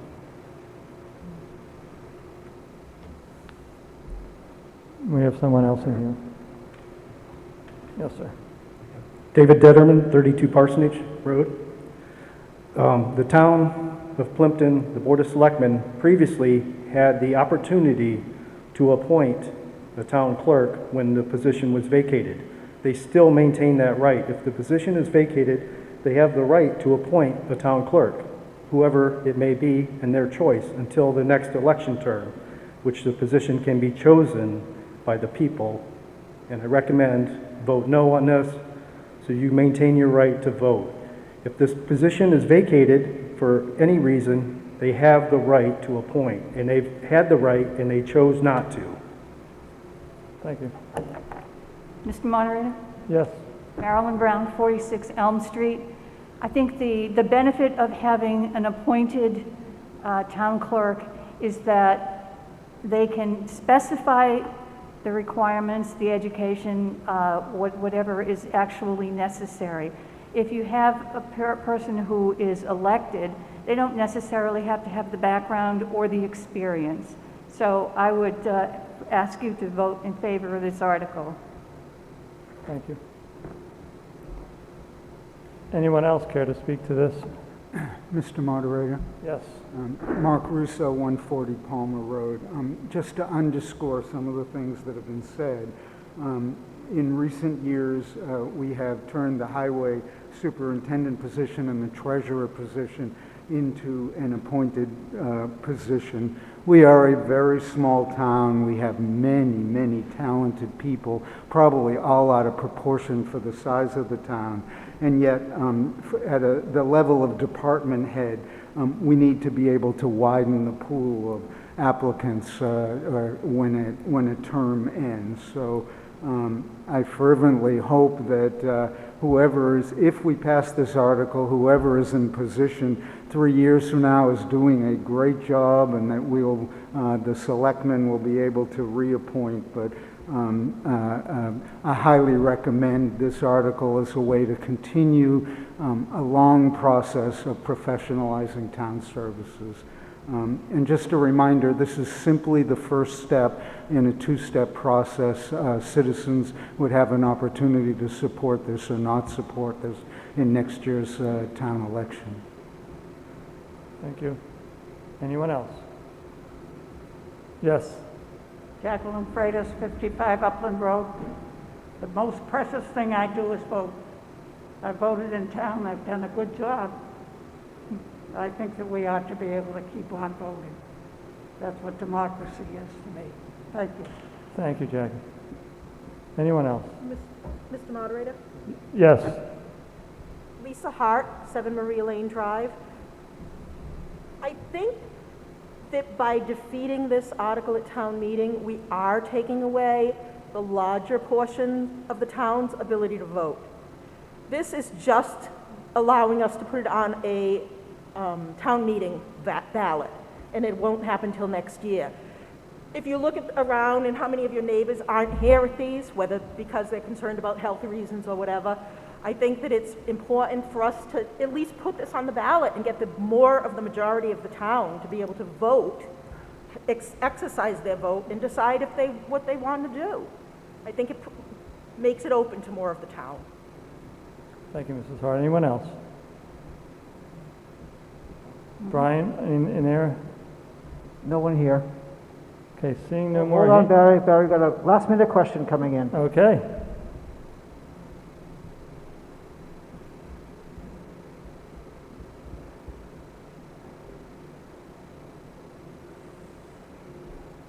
I'm Al Vautrinot from 153 County Road, North Plympton.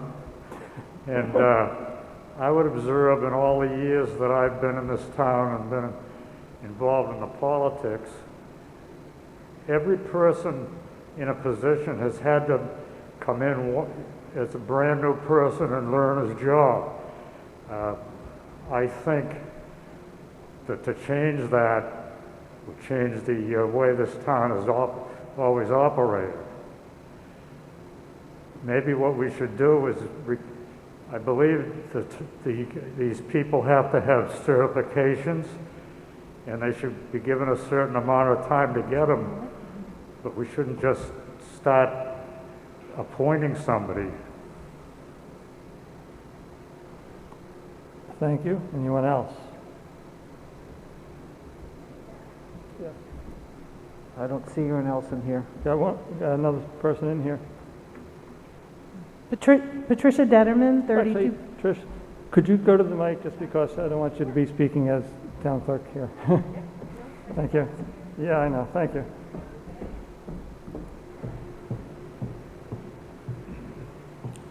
Patricia Detterman, 32 Parsonage Road. I want this position to remain elected, not because I'm in the position. I want the right to vote. The people that are here tonight, I want to thank them for being here. They're very familiar faces. We do have the same people coming to town meeting every year. It's appreciated that they're helping put their vote here tonight to make the town run.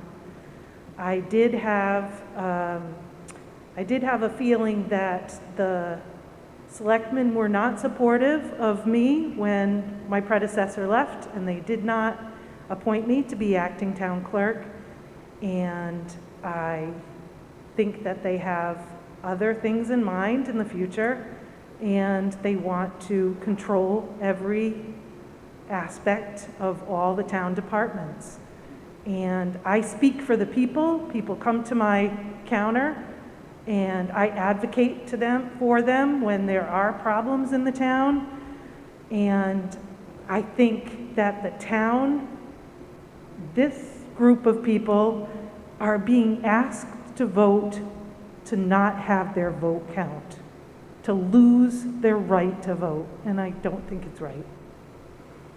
Thank you. We have a question, Barry. Okay, go to the back room and then you. Okay, go ahead, Brian.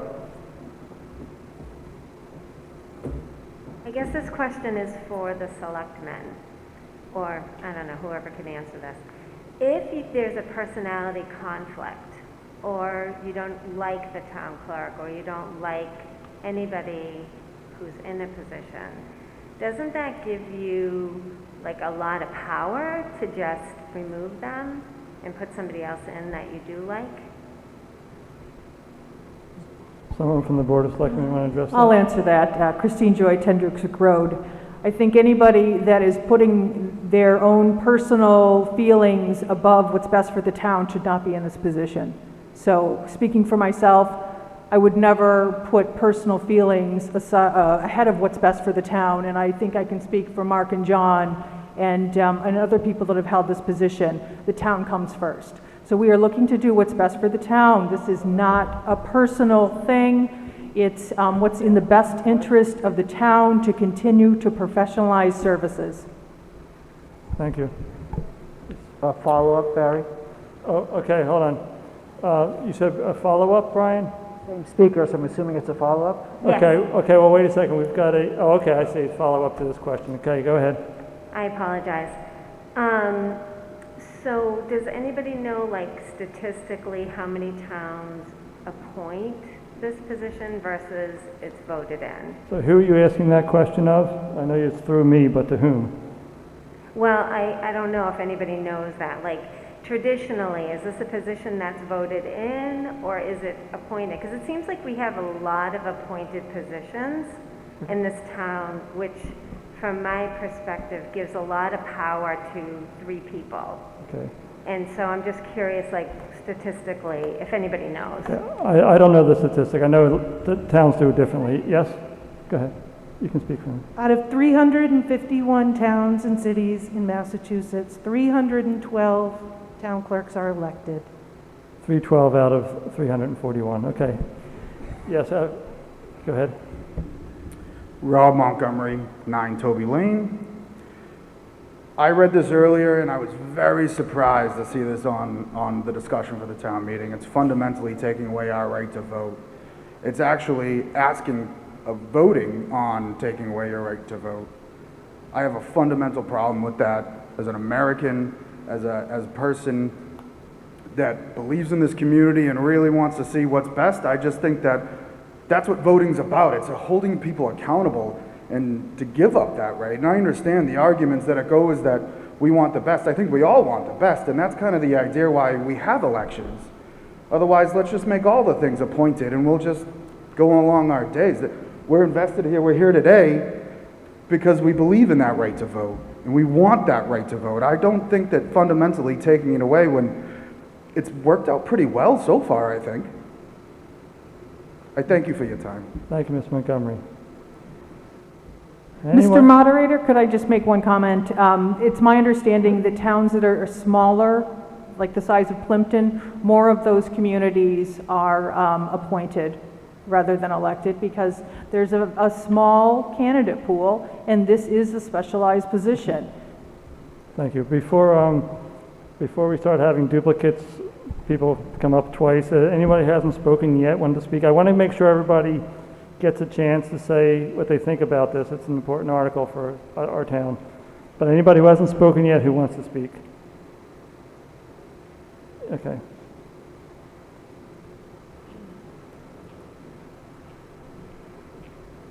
I'm Kimberly Russo, 140 Palmer Road, and Can you try to get a little closer, please, Kim? certainly. Thank you. Kimberly Russo, 140 Palmer. We had a question a while back about what happened between 2018 and 2019 in regards to the town administrator.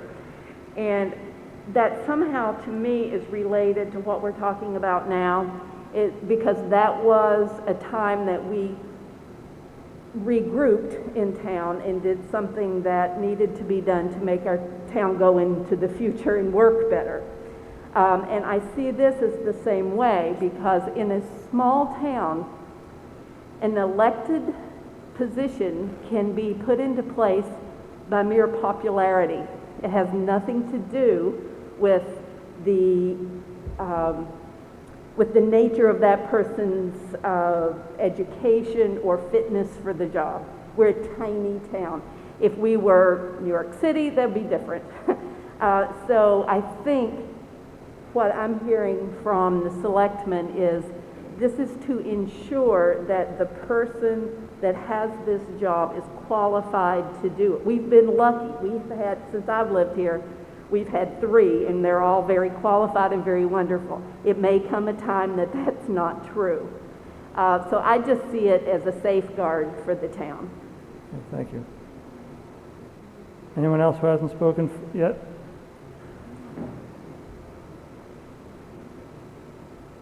Colleen Thompson, 192 Main Street. For the past several years, I've worked in the townhouse in various positions, and I think we've had great town clerks, and we have a very good town clerk right now. In the past, our assistant town clerk has pretty much been a shoo-in for the head position when our town clerk retires or leaves for another job. That's what happened when Nancy retired. Tara stepped up. When Tara moved to another position, Tricia got the job. I'm very concerned that we don't have the pool of applicants in our town to fill this very specialized and very important position. Additionally, I understand the question about giving too much power to the selectmen, but thinking about when we hired the town administrator, the way that was done was a committee was formed, and that committee vetted the applicants. So it wasn't just the selectmen saying who they want. It was members of the town looking through people and saying, let's go with these three candidates and present these three best people to the selectmen to hire for this job. And I think that this is the time. Other towns in the state are trying to do this, and it may take 2 town meetings or 2 elections or whatever to get it done. But maybe this is the time to start doing this, to bring it to the full population in town to vote on this, rather than just letting our small group vote. Thank you. Thank you. Yes, ma'am. We have a speaker coming, Barry. Okay, we have one in here too, Brian. So, Carolyn DeCristofano, 198 Main Street. So I just want to echo what I just heard Ms. Thompson say.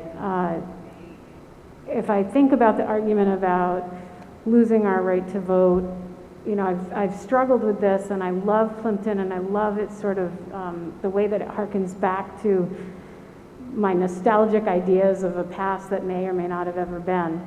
But the fact is that we live in the 21st century, and my re-entry into town politics or management with Zoning Board of Appeals reinforces for me how very important every single step we take on a legal basis is.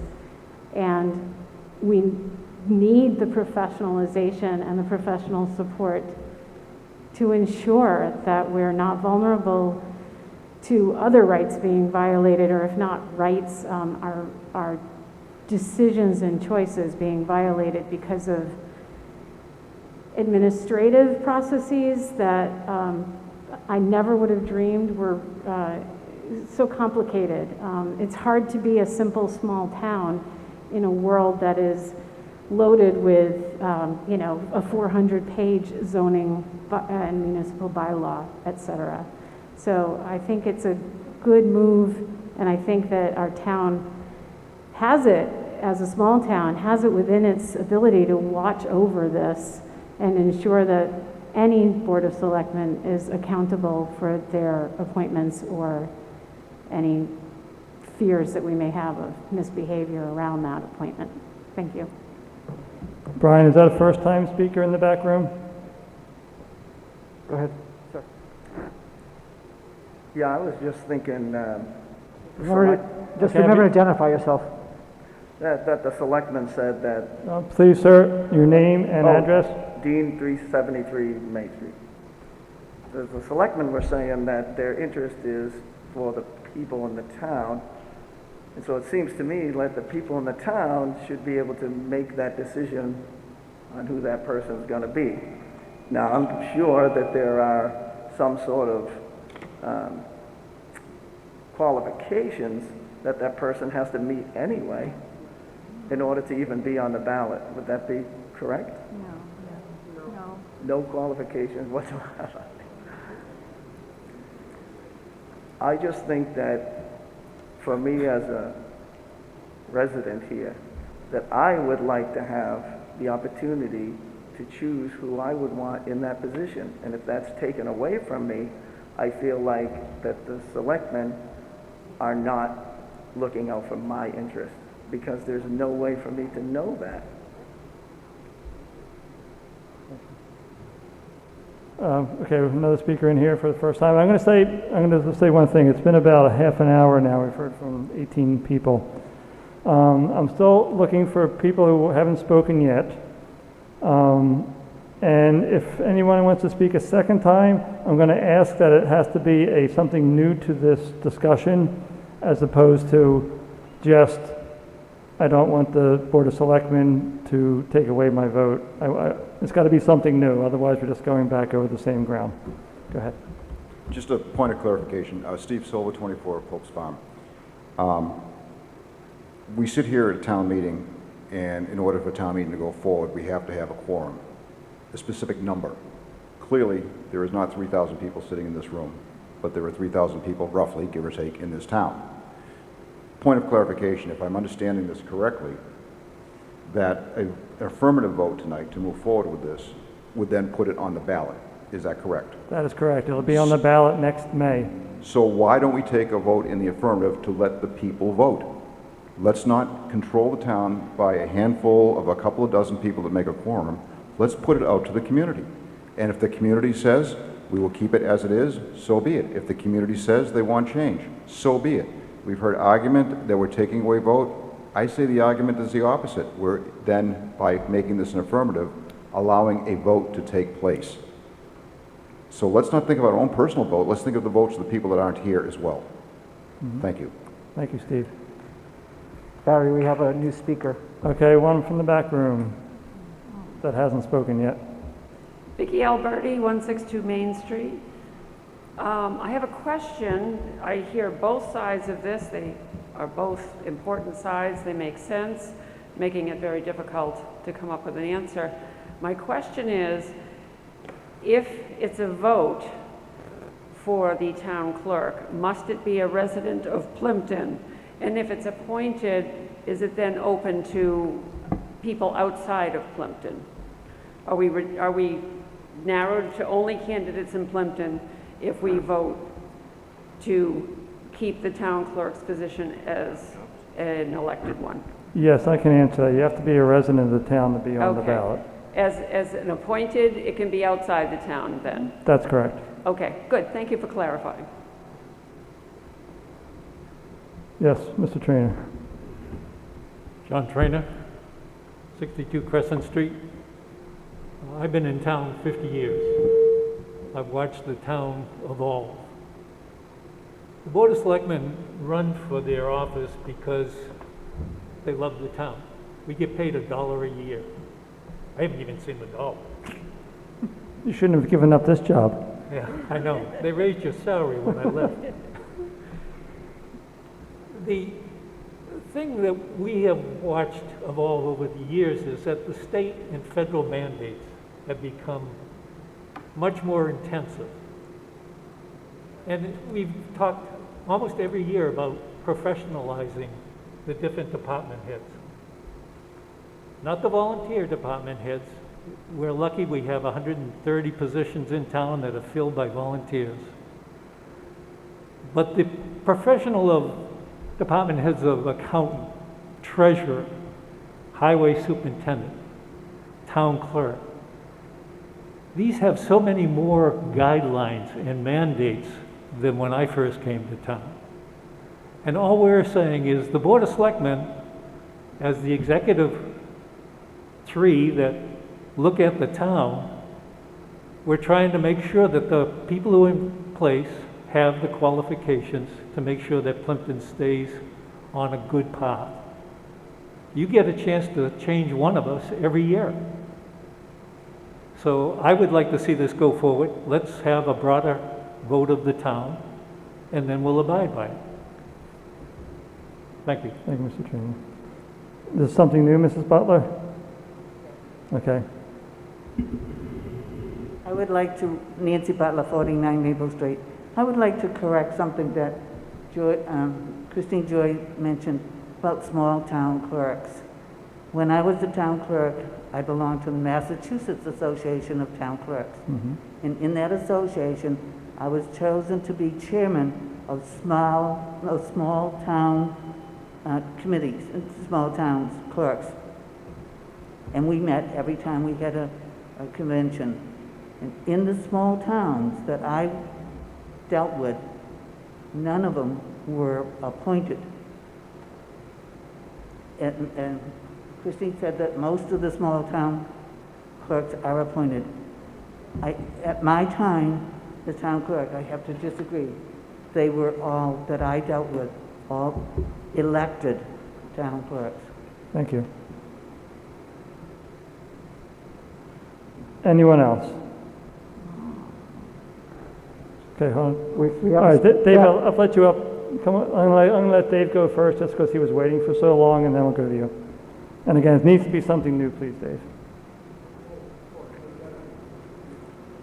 Dave Detterman, 32 Parsonage Road. So as I understand it, there's a Mass General Law that would allow us to put on the ballot to tenure a town clerk in the position after 5 years that would allow us to retain that town clerk through tenureship, and we could put that on the ballot to allow that to happen, and that would allow security for a town clerk that does not report to the selectmen and continues to work for the people and report to the appropriate authorities as they should be. As you'll see tonight, there's going to be a divide between votes, and some of those votes are going to go along with their appointment because their jobs may be in jeopardy. Okay, I'm going to stop you there, Dave. You're implying something about... I said it may. I know, but you're implying it, and so that's out of order. Let me So continue just No, I'm going something. to stop you there. Please sit down. I'm saying we can have a ballot that is, everybody could go out of the room, we could come in, and everybody could have a ballot that is not visible by anybody, and it's a silent ballot. We can choose to do that tonight. So nobody feels threatened by any Thank position. you. Yes, ma'am. Terry Keenan, 43 West. So I just wanted to, I don't know everyone's name. So if I'm understanding correctly, this is taking our right to vote essentially because the town of selectmen will make the decision. But does that go under the Article 7 where we just voted in favor that they're hiring the recruitment people because now you're going out of town to get this job filled if you go into an appointment, correct? Well, I think what happened in Article 7 was for a general fund for when we recruit people. We already have positions in town where we hire from outside, we do not elect it. So that fund would be generic for any of those positions. So it's not specific to this. So this would be included in that funding as well? I would imagine it would be, yes. Sure. Okay. Just making sure. Thank you. Okay, I think we have been around on this. Valerie, we have one speaker if you want to take them, otherwise... Okay, last one. All right, you got it, last one.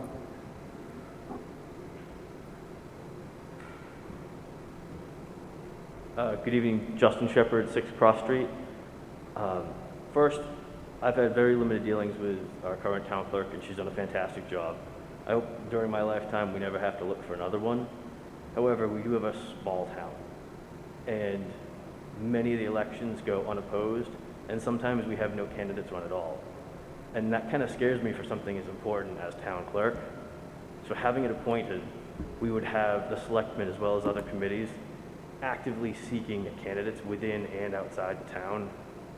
And I was kind of back and forth when I first read the article, but I've thought about it quite a bit. I think that we need to have an appointed so we have someone proactively looking for candidates. If that ever happens, we have to look for a new town clerk. Thank you.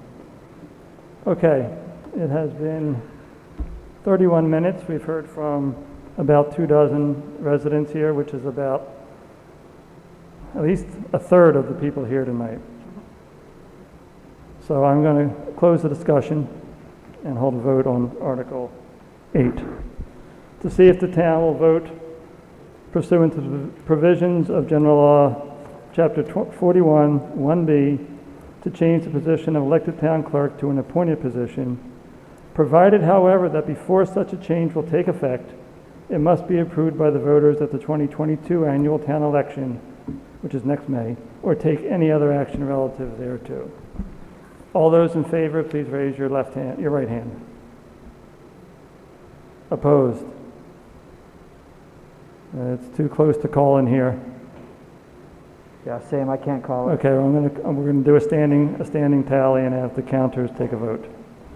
All those in favor of Article 8, please stand so that you can be counted.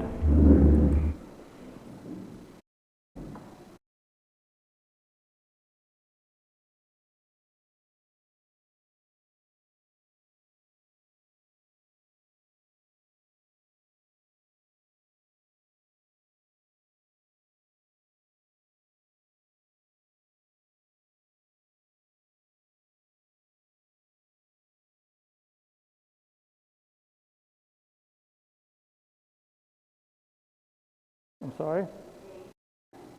Yeah, you can't count all of them.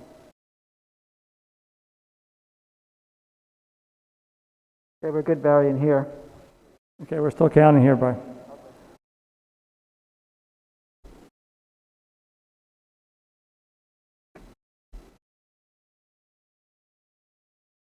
No, I think, well, we'll have to ask for it. Thank you. Go ahead. Are you done? Okay, please be seated. All opposed, please stand.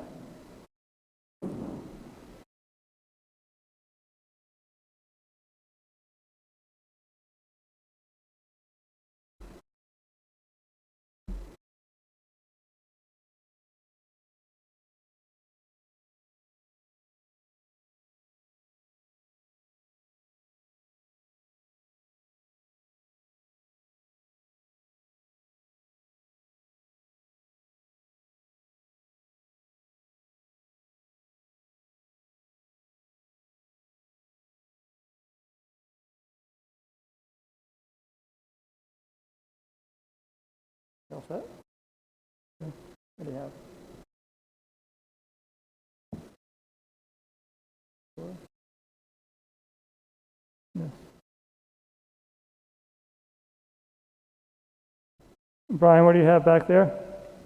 Yeah, Barry, so do you want me to read them individually or do you want the total? It doesn't matter. You can give me the total. Okay, total, I have 17 yes and 13 no. Okay, so the total, 46 yes and 31 no. The motion passes. The article passes. Oh, another question.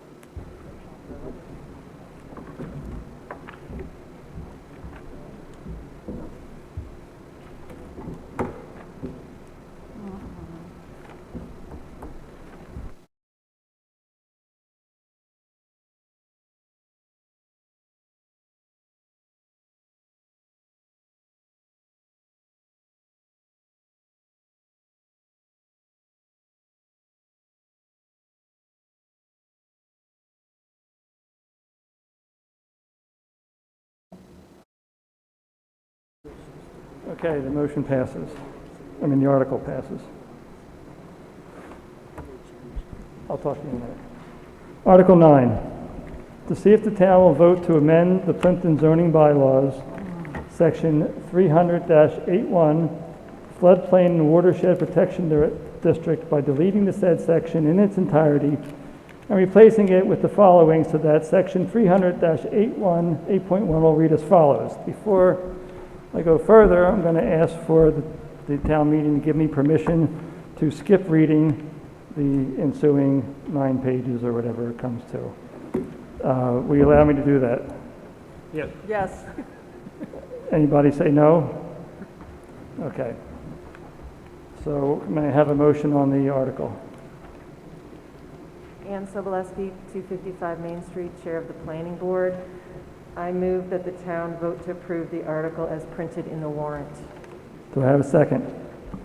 Second. The motion's moved and seconded, and because this deals with bylaws, we first need to have a report from the planning board. Thank you. The planning board held a published and duly noticed public meeting on this article on May 3rd. Members of the public appeared and spoke and asked questions about it. The planning board deliberated, and at the conclusion, we voted unanimously to recommend approval of these bylaw changes. Thank you, Ms. Sobolewski. Any comments or questions on Article 9? If I could just give a brief explanation. Sure. This is actually not the planning board's article, it's the Conservation Commission's article. However, it is part of the zoning bylaw.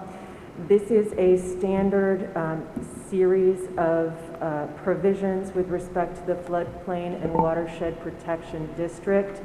This is a uniform bylaw that has been created by the state, and it is a requirement that we pass it in order for people in our community who need flood insurance to be able to obtain it.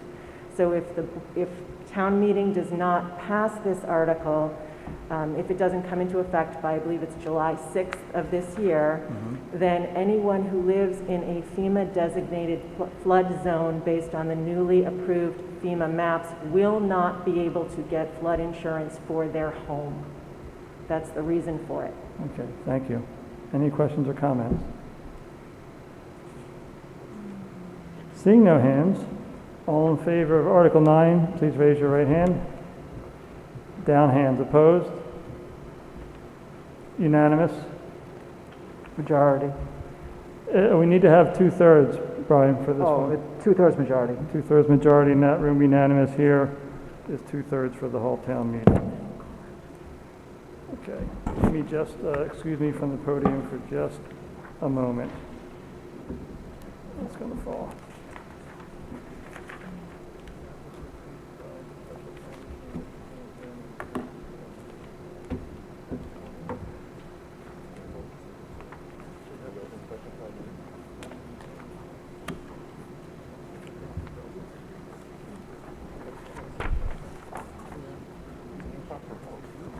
No, it's a mistake. It's different. Okay, we're going to move to Article 10.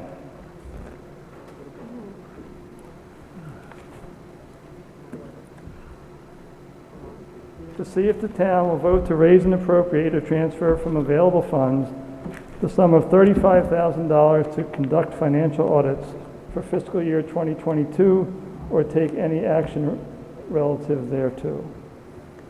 Colleen Moore, 11 Granville Baker Way. I move that the town vote to transfer from free cash the sum of $35,000 to conduct the financial audits for fiscal '22.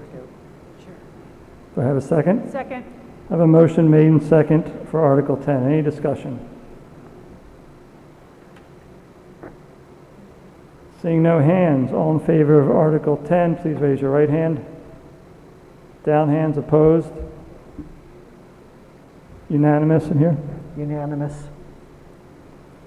Article 11, to see if the town will vote to accept and expend such sums of money allotted or to be allotted to the town from the Commonwealth of Massachusetts under the provisions of Mass General Law, Chapter 90, or any other state roadway reimbursement programs for the fiscal year 2022, and borrow, in anticipation of reimbursement, such sums as may be available as the state's share of the cost of work, said Chapter 90, or take any other action relative thereto.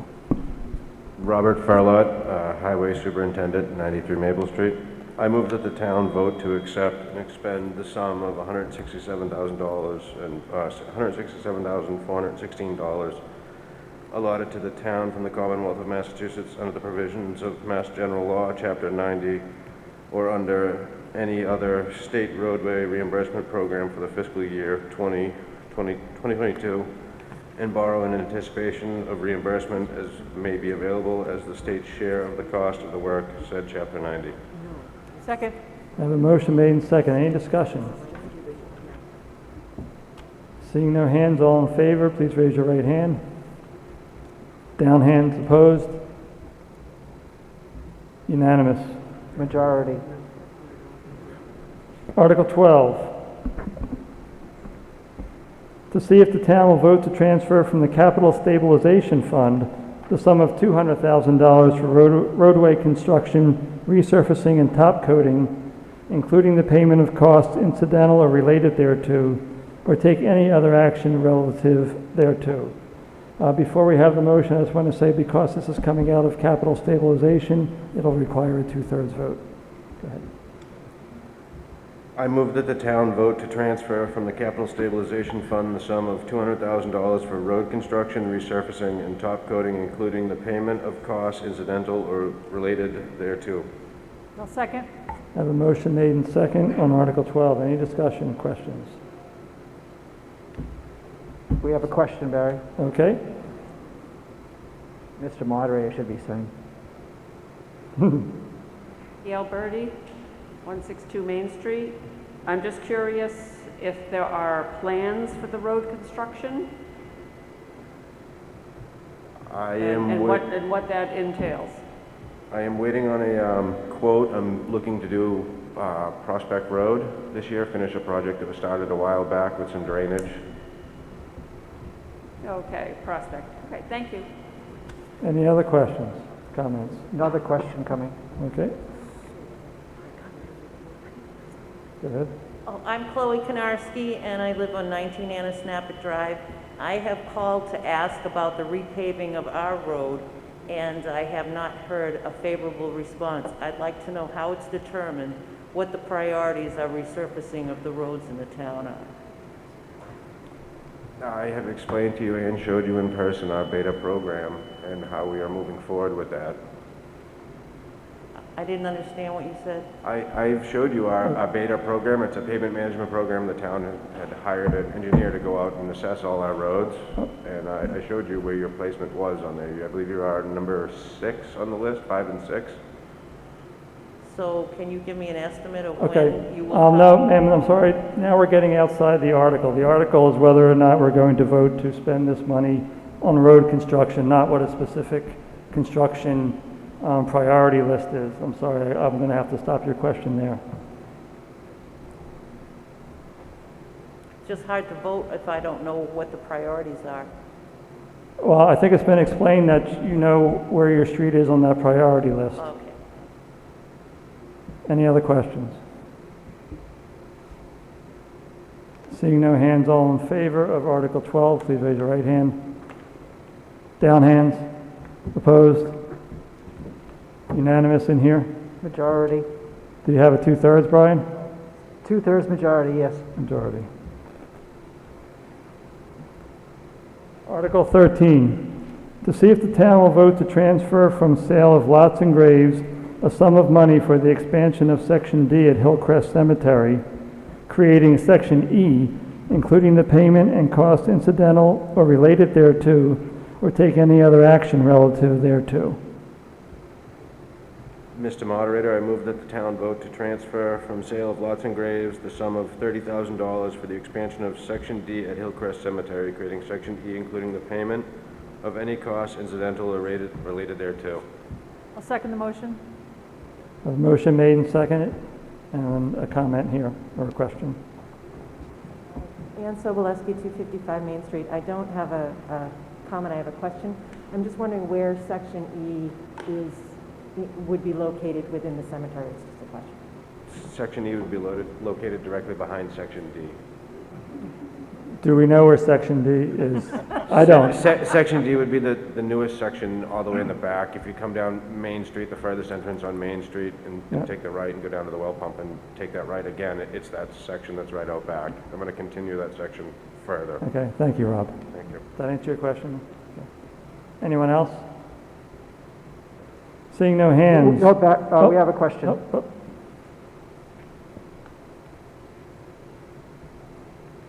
Kimberly Williams, 263 Main Street. I am in a butter to the cemetery Hillcrest, so Section E and Section D might be, Section D would be closer to the Stinch Fields. Section D and E is at the other end of the cemetery, is what the highway surveyor is saying. It's down on the part of Main Street after you turn off of 58. so as in a butter, would I be notified about Section E? Technically, that part of the cemetery would be expanding wouldn't be abutted to you. It's the other side. Yes. Correct. So as in a butter, wouldn't I be alerted? Notified? We are No? still in the starting stages of this. Oh, you're in the starting stages? Oh my God, that wouldn't Okay, mean, do you have another question, ma'am? excuse me? Do you have another question? Well, evidently, my question really hasn't been answered. It seems vague. I think the highway surveyor said that you would not be in a butter to this section of the cemetery. Is that correct? Correct. Okay. I still, Section D and E, where would I see that on? Where can I find that on, If you want, I can personally show you. I believe I have to meet you for a dump sticker soon, too. Well, that would be wonderful. Thank you. You're welcome. Any other comments or questions? Seeing no hands, all in favor of Article 13, please raise your right hand. Down hands, opposed? Unanimous in here? Unanimous.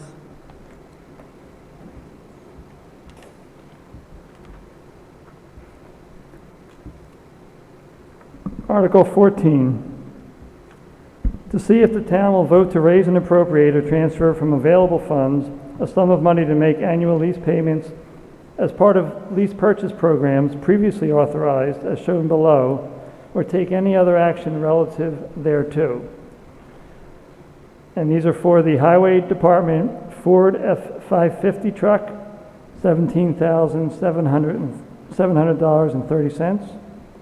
The townwide fiber optic build-out equipment, $22,000. Fire department vehicles, $48,903.05. Fire department command vehicle, $16,724.23. Do I have a motion?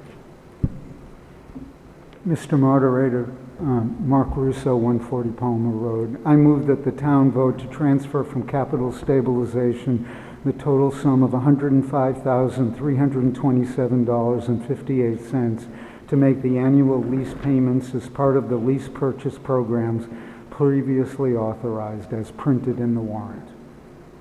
Do I have a second? Second.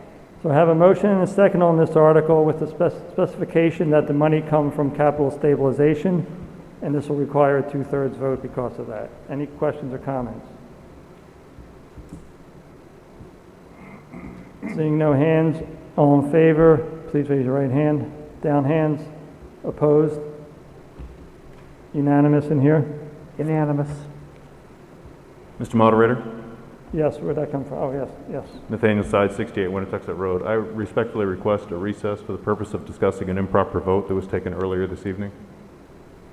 I'll grant a 5-minute recess for that. It is currently 9:22. Will we reconvene at 9:27? Okay, we're back from recess, and we're at Article 15.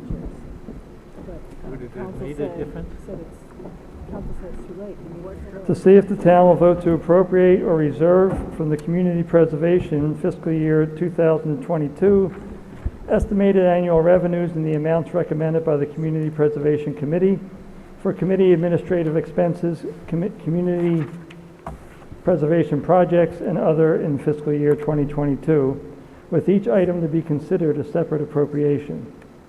The appropriations are from fiscal year 2022 estimated revenues for committee administrative expenses, $5,000. And the reserves for historic resources reserve, $10,000, community housing reserve, $10,000, open space reserve, $10,000, and budgeted reserve, $65,000, or take any other action relative thereto. Do I have a motion? Did we not vote? Yes, did we not vote on Article 14, Brian? We did Article 14. Yeah, no. We're on Thank you. 15. Thank you. So Article 15, do I have a motion? Mr. Moderator, Mark Russo, 140 Palmer Road. I move that the town vote to approve the article as printed in the warrant. Second. I have a motion and a second on Article 15. Any comment or question? Seeing no hands, all in favor of Article 15, please raise your right hand. Down hands opposed. Unanimous in here? Unanimous. Article 16, I move that the town transfer, to see if the town will vote to raise and appropriate or transfer from available funds a sum of $5,000 for the purpose of a full field review required for fiscal year 2022 real property reevaluation of the town, or take any other action relative thereto. Do I have a motion? Yes, Mr. Moderator. Ethan Stiles, 85 Main Street. I move that the town vote to raise and appropriate or transfer from available funds the sum of $5,000 for the purpose of a full field review required for fiscal year 2022 real property reevaluation of the town, or take any action relative thereto. Thank you. I have a second. Mr. Moderator? Yes. I'd like to amend that motion. Okay. I move that the town vote to transfer from free cash the sum of $5,000 for the purpose of a full field review required for the fiscal year 2020 real property reevaluation of the town. Okay, I think I need a second on the first motion before we can do the amendment. Second. Okay, so I have a motion and a second on the main motion. And now I have a motion to amend it to take the money from free cash. Yes. Do I have a second for that? Second. So now we're talking about the motion to amend to take the money from free cash. Any comments or questions? Seeing no hands, all in favor of the amendment to the motion, please raise your right hand. Down hands, opposed. Unanimous in here. Unanimous. Okay, now back to the main article for the $5,000 for the reevaluation. Any comments or questions? Yes, Mr. Moderator, just briefly, that this money is also required to meet our fiscal 2025 goals for our assessment purposes. And there was a similar article in the special town meeting warrant, but the main difference between this Article 16 and that Article 10 was that this is for a different purpose. A field review is essentially a drive-by of properties to see from the outside, whereas data recollection involves actually going onto properties and going inside properties. So there are two different processes, but both are required by the Department of Revenue in order for us to get our budgets approved, and we have until the end of fiscal year 2025 to do these things. Thank you, Mr. Stiles. Any questions, comments? Seeing no hands, all in favor of Article 16, please raise your right hand. Down hands, opposed? It's unanimous. Unanimous. Article 17, to see if the town will vote to authorize the Board of Selectmen to enter into a lease purchase agreement in accordance with the provisions of General Law, Chapter 44, Section 21C, for a period in excess of 3 years for the lease and purchase of 2 police patrol vehicles as part of the department's replacement schedule, and to raise and appropriate, transfer from available funds, or otherwise provide the sum of $27,500 for the first year payment of such agreement, or take any other action relative thereto.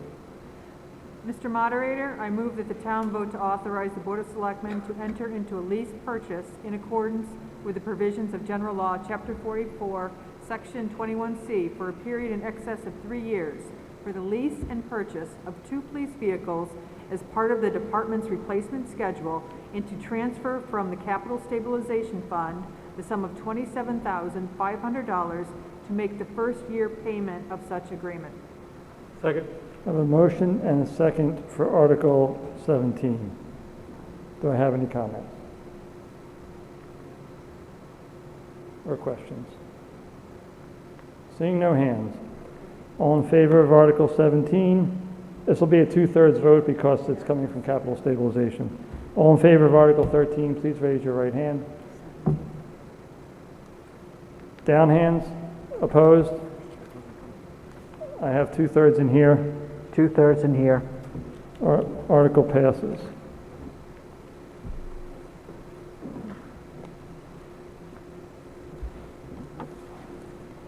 Article 18, to see if the town will vote to raise and appropriate or transfer from available funds the sum of $12,000 for construction of a 2-vehicle fenced impound enclosure with attached storage trailer, including the purchase of fencing and a trailer and all related equipment, and anything incidental or related thereto, or take any other action relative thereto. Mr. Moderator, I move that the town vote to transfer from free cash the sum of $12,000 for construction of a 2-vehicle fenced impound enclosure with attached storage trailer, including the purchase of fencing and a trailer and all related equipment, and anything incidental or related thereto. Second. I have a motion and a second on Article 18. Do I have any questions or comments? Seeing no hands, all in favor of Article 18, please raise your right hand. Down hands, opposed? Unanimous in here? Majority. Majority, motion passes.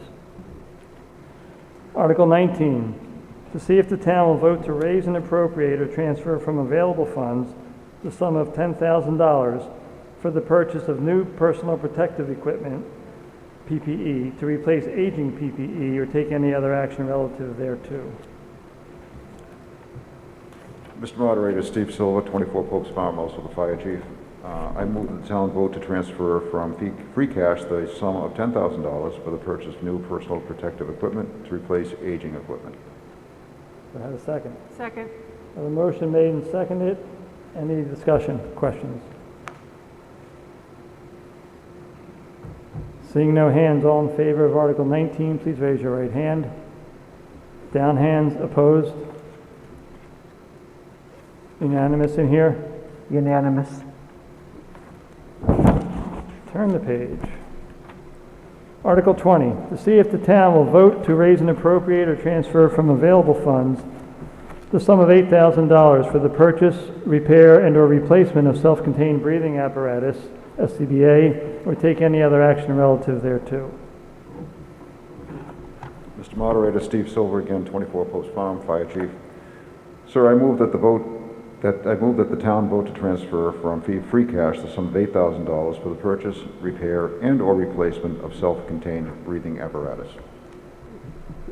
I'll second the I motion. have a motion and a second on Article 20. Any discussion or questions?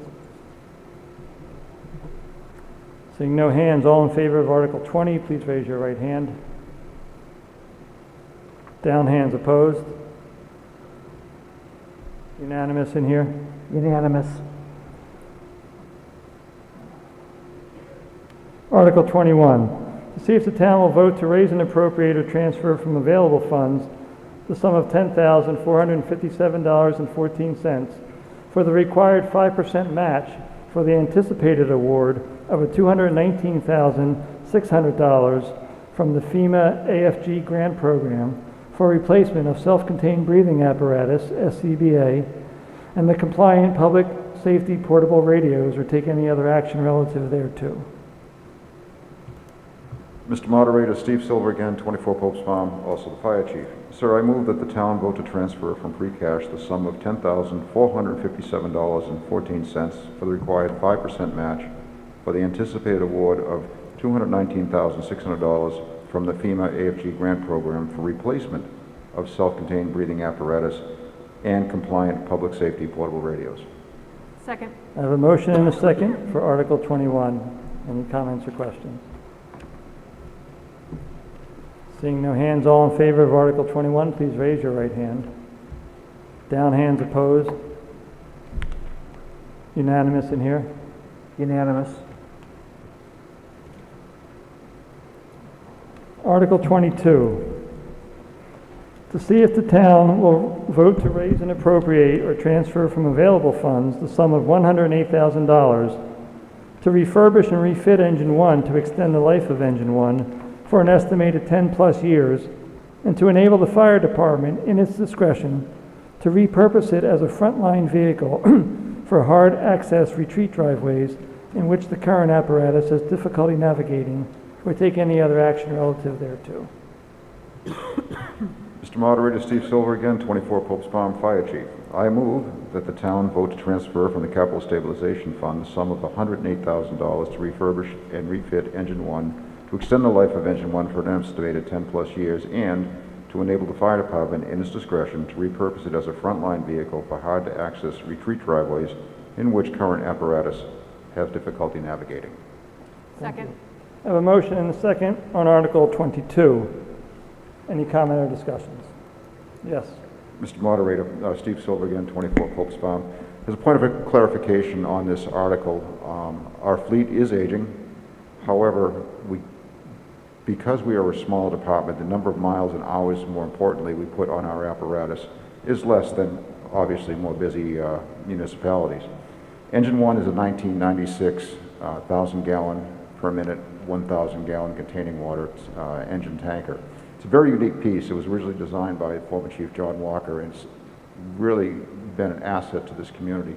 One of the greatest issues we have is we have, as we well know, some very long and winding retreat lots. We have a difficult time getting into some of these lots with the current frontline engine, Engine 2, and then of course the tanker. They're both very large trucks. This truck was designed back almost 25 years ago to meet that purpose. However, it is an old truck, and it does need some love. It needs some frame off in some spots, restoration, reconfiguration, pump testing. There's a laundry list.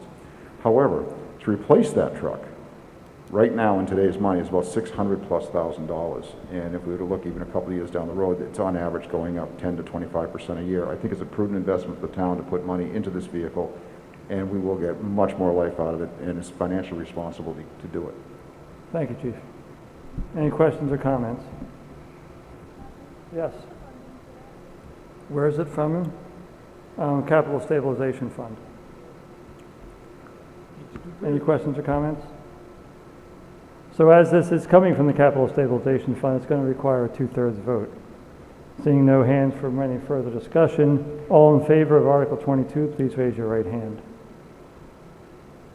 Down hands. Opposed? Unanimous in here, Brian? 2/3. 2/3. Article passes.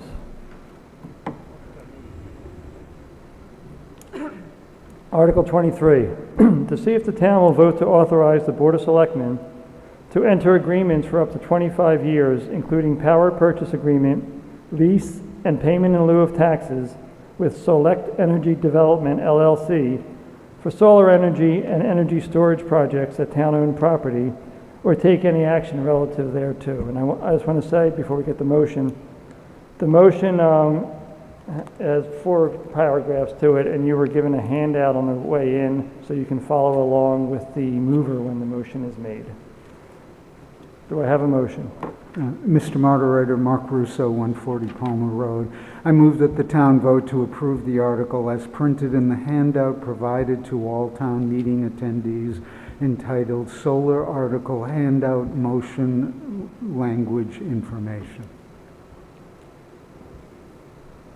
Okay, so you all have that motion in front of you. Mr. Russo has just moved that motion as it's printed on your handout. Do I have a second? Second. I have a motion and a second, and this will require a 2/3 vote. Do I have any questions or comments? We have a couple questions in here. Okay, Brian, go ahead.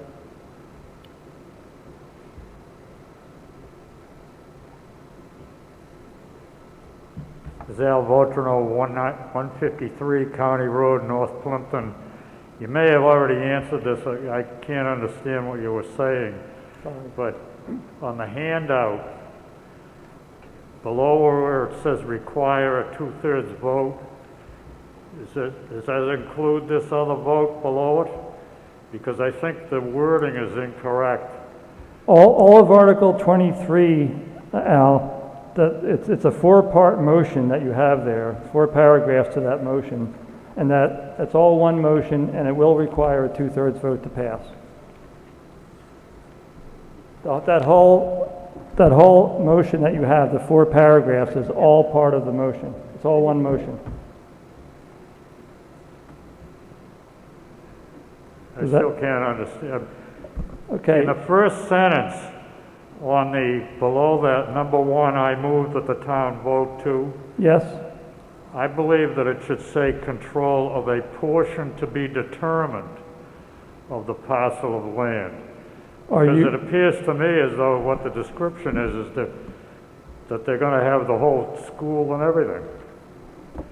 I think it should be added in there, a portion to be determined. Are you making a motion to amend the wording of this? If that bottom part is, if that bottom part is in there, yes, I make that motion.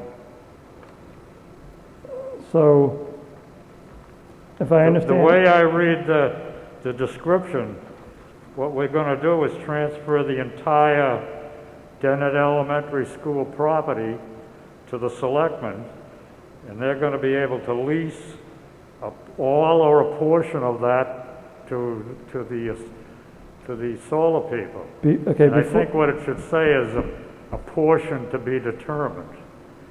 Before we go on the motion and second that for an amendment, did the selectmen want to try to clarify this or not? No?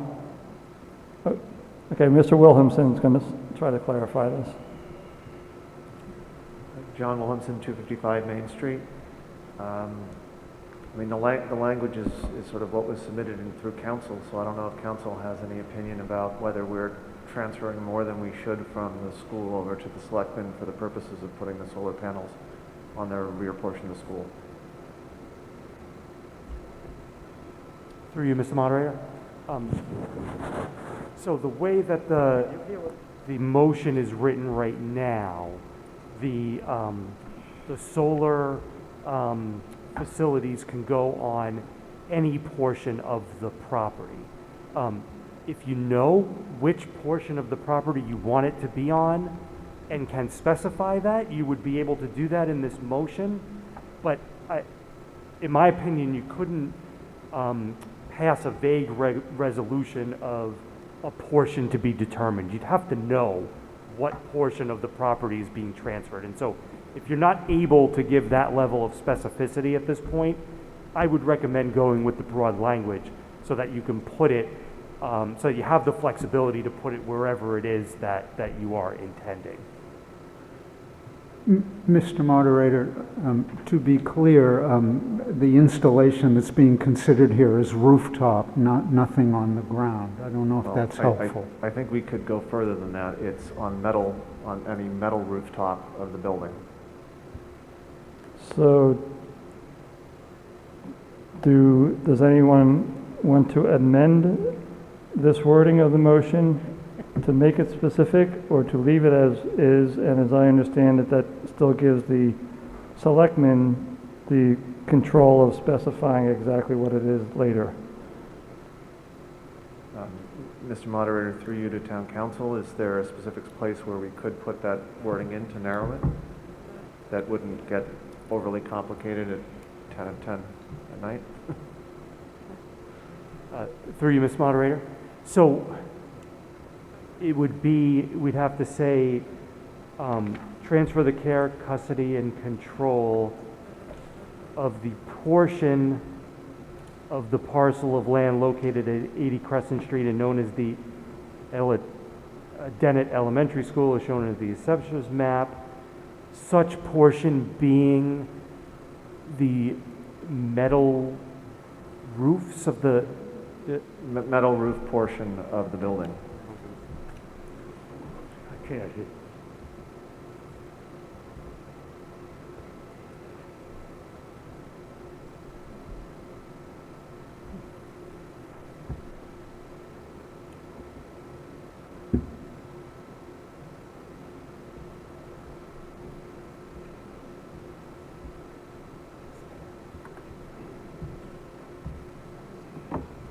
Okay, Mr. Moderator. Okay, so the motion would amend paragraph 1 so that it reads, transfer the care, custody, and control of a portion of the parcel of land located at 80 Crescent Street and known as the Dennett Elementary School, as shown on Assessor's Map 8-1-16, such portion being comprised of the metal roof portion of the existing building for solar energy related purposes, etc. Mr. Moderator, I would move that amendment. So we have a motion and a second to amend the motion. Can I have the written exact wording? Okay, while I'm getting the exact wording written up, the gist of it is it's going to restrict this first paragraph to just the metal roofs portions of the existing buildings for potential solar energy installations. I'll get to the exact wording on that in a moment.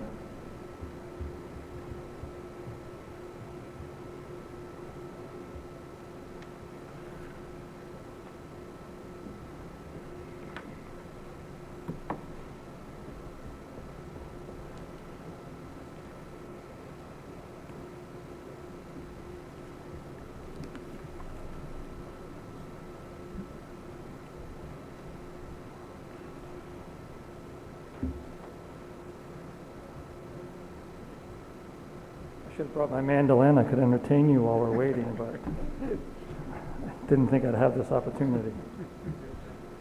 No, I can't just sing.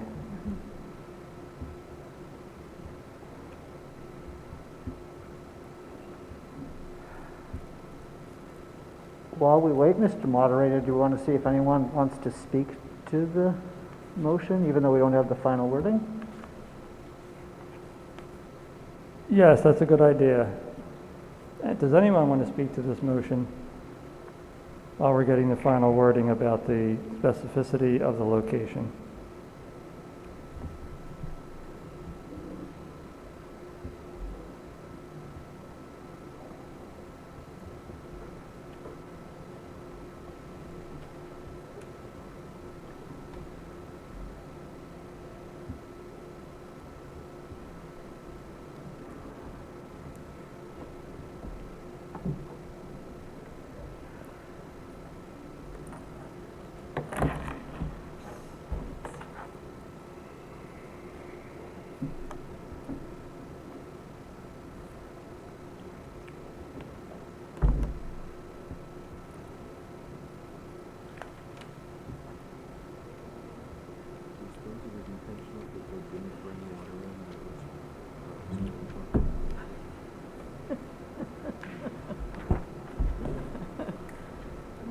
Oh, yes, we have a speaker. Yes, go ahead.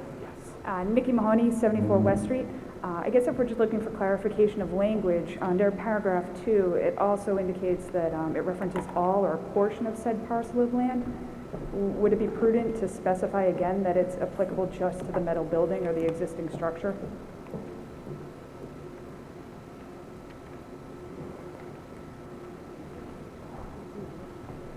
Ann Sobolewski, 255 Main Street. I think that by restricting the scope of the area that you are delivering to the Board of Selectmen in paragraph 1, you automatically restrict the scope in paragraph 2. You would not need to do it in both places. Okay, so for one delineation to define the scope is going to carry through all portions of the article. That seems correct, yes. Thank you. Good question.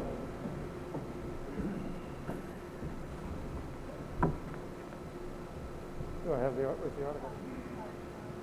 Oh, great.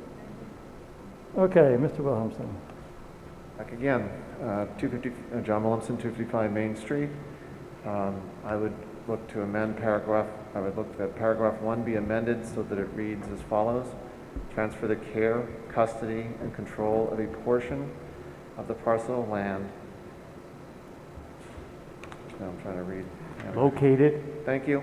Located at 80 Crescent Street and known as the Dellin Elementary School, this is probably easier, as shown on the assessor's map 8-1-16, such portion being comprised of the metal roof portion of the existing building, and the rest of it continues from there. Okay, so I have a motion to amend the first paragraph of the motion. Do I have a second? Okay, so now is there any discussion about the amendment to the motion? We've specified, we've narrowed the scope of the original motion to specify just the metal roofs on the existing buildings. Any question in that or discussion? We have a question, Barry. Okay, Brian, go ahead. Hi, Gavin Murphy, 9 Dukesbrook Road. Hopefully a quick question. Is it possible that an easement could be required on a separate portion of the property and we're inadvertently tying our hands? That could create a problem when it goes to do the installation. Mr. Moderator, through you, I'm not aware of anything that goes along with this. This is actually a company that works specifically with municipalities to be able to do this type of installation. The installation would be limited to solar panels on the metal roof portion of the building, and there is no additional equipment that would be on premises with respect to it. Okay, thank you. Any other questions? Okay, so this is on the motion to amend the motion. All in favor of the motion to amend the motion to specify just the roofs, the metal roofs on the existing buildings, please raise your right hand. Down hand, all opposed? Unanimous in here. Unanimous. Okay, now, is there any discussion, again, finally, on the main motion, which is Article 23 in its entirety? Seeing no hands, all in favor of Article 23, please raise your right hand. Down hand, opposed? Majority in here? Unanimous. More than 2/3 majority, I should say, in here, and unanimous there. So 2/3 majority, Article 23 passes.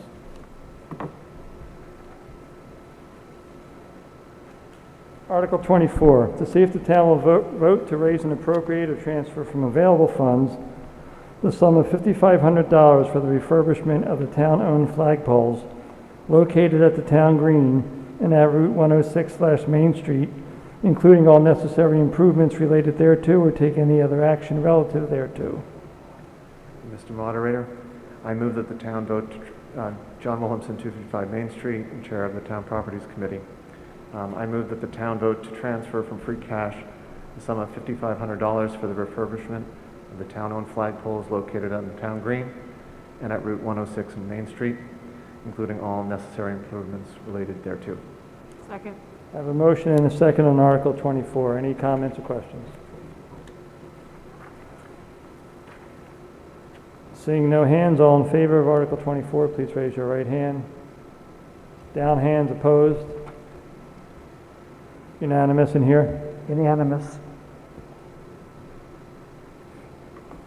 Article 25, to see if the town will vote to raise and appropriate or transfer from available funds the sum of $7,500 for conducting comprehensive assessments of the roofs on the Plympton Library and Fire Station, including the generation of cost estimates for any repairs or replacement that may be required, or take any other action relative thereto. Mr. Moderator, I move that the town vote to transfer from free cash the sum of $7,500 for conducting comprehensive assessments of the roofs of the Plympton Public Library and Fire Station, including the generation of cost estimates for any repairs or replacement work that may be required. Second. I have a motion and a second on Article 25. Is there any discussion? Mr. Moderator, just a comment. So what we're looking to do here is to get a professional assessment of both of those roofs so that we understand their lifespan and any upcoming repairs, as well as any cost estimates that might be needed in order to make sure that we're keeping those buildings watertight. Thank you. Any other questions or comments? Seeing no hands, all in favor of Article 25, please raise your right hand. Down hands, opposed? Unanimous in here? Unanimous. Article 26, to see if the town will vote to raise and appropriate or transfer from available funds the sum of $15,000 for general consultant and preliminary design services relative to projects necessary for maintenance, repair, and/or improvement of town-owned buildings and grounds, and said services to include preparation of bid documents, development of specifications and/or technical drawings and plans, or take any other action relative thereto. Mr. Moderator, I move that the town vote to transfer from free cash the sum of $15,000 for general consultant and preliminary design services relative to projects necessary for maintenance, repair, and/or improvement of town-owned buildings and grounds. Said services to include preparation of bid documents, development of specifications, and/or technical drawings and plans. Second. I have a motion and a second on Article 26. Comment? This article is designed to provide the Town Properties Committee with funds when needed in order to do these types of assessments so that when we come to town meeting that we're able to have some good strong numbers to address any needs or concerns that we have with the buildings. Thank you. Any other questions, comments? Seeing no hands, all in favor of Article 26, please raise your right hand. Down hands, opposed? Unanimous in here? Unanimous. Article 27, to see if the town will vote to raise and appropriate or transfer from available funds the sum of $200,000 for replacement and/or repair of the middle and rear portions of the roof on the townhouse, including all necessary work and improvements related thereto, or take any other action relative thereto. Mr. Moderator, I move that the town vote to transfer from free cash the sum of $200,000 for replacement and/or repair of the middle and rear portions of the roof of the townhouse, including all necessary work and improvements related thereto. Second. I have a motion and a second on Article 27. Any comments, explanations? Yeah, Mr. Moderator, this is this came out of, we actually did a roof study of the townhouse to try and figure out and address some of the ongoing problems that we've had with leaks there and ice dams. these funds are, as it indicates in the article, are designed to go after the middle and rear portions with the newer portions of the building. I use that sort of lightly.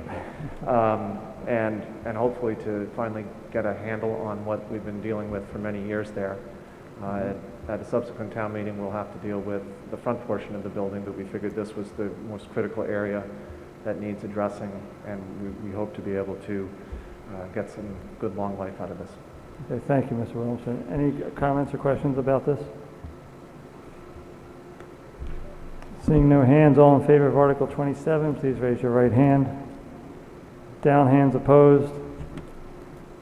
Unanimous in here. Unanimous. Article passes. Article 28. To see if the town will vote to raise and appropriate or transfer from available funds the sum of $45,000 for design and planning services in order to complete Phase 2 of the Town Center Campus Master Plan, including establishment of construction phases, review of traffic patterns, evaluation of current and future infrastructure, generation of technical cost estimates, and also including evaluation and design services and generation of technical specifications and associated bid documents for a municipal storage building or take any other action relative thereto. Mr. Moderator, I move that the town vote to transfer from free cash the sum of $45,000 for design and planning services in order to complete Phase 2 of the Town Center Campus Master Plan, including establishment of construction phases, review of traffic patterns, evaluation of current and future infrastructure, generation of technical cost estimates, and also including evaluation and design services and generation of technical specifications and assorted bid documents for a municipal storage building. Second. I have a motion and a second on Article 28. Any discussion and comments? Just quickly, Mr. Moderator, we're currently in the process of finishing up Phase 1 of the Town Center Campus Master Plan. This article would allow us to continue that work and being able to figure out different stages for said plan, and in the event that we need to consider any municipal storage on the site, that we would have the ability to figure out what that would cost us to be able to come back here with an accurate estimate to town meeting. Thank you, Mr. Williamson. Any questions? Seeing no hands, all in favor of Article 28, please raise your right hand. Down hand, opposed? Majority in here? Unanimous. Article passes. Article 29. To see if the town will vote to raise and appropriate or transfer from available funds the sum of $325,000 for a feasibility study, programmatic design, schematic design and planning services, including generation of cost estimates, geotechnical services, and evaluation of current and future utilities and infrastructure for the future construction of a new fire station or take any other action relative thereto. Mr. Moderator, I would move that we pass over the article. I have a motion to pass over Article 29. Do I have a second? Second. Would you like to give an explanation? You don't have to. Yeah, Mr. Moderator, we're going to take a little more time to do some work with other town boards on this, and we expect to bring this back to a future town meeting. Okay. Any other discussion? Okay, so on the motion to pass over Article 29, all in favor, raise your right hand. Down hand, opposed? Unanimous in here? Unanimous. Pass over. Article 30, and I'm going to ask for a vote to allow me to not read the entire article, but just the beginning of it. Do I have all in favor of me not reading the whole article? Raise your hand, please. Opposed? Okay. Article 30, to see if the town will vote to amend the zoning bylaws, Article 5, by inserting the following language as in Section 300, 5-10, or take any other action relative thereto. And this section deals with accessory dwelling units. Do I have a motion? Alan Wheelock, 10 Center Street, Chairman of the Bylaw Review Committee. I move that the town vote to approve the article as printed in the warrant. Do I have a second? Second. I have a motion and a second. This will require a two-thirds vote when we get to it, but first, we need to have a planning board report on this bylaw change. Thank you, Mr. Moderator. Ann Sobolewski, 255 Main Street, Chair of the Planning Board and member of the Bylaw Review Committee. The Planning Board held a published and duly noticed public hearing with respect to this zoning application on May 3rd. Members of the public appeared and asked questions and commented. The board considered it, and at the end of our deliberations, we determined that we would recommend passage of this zoning amendment to town meeting. We voted unanimously. Just an additional explanation about this article. The Bylaw Review Committee was requested to address the issue with respect to accessory dwelling units. There are a number of accessory dwelling units in this municipality that... Could you step this a smidge closer, sorry. please, Ann? Thank you. Sure. That's very loud.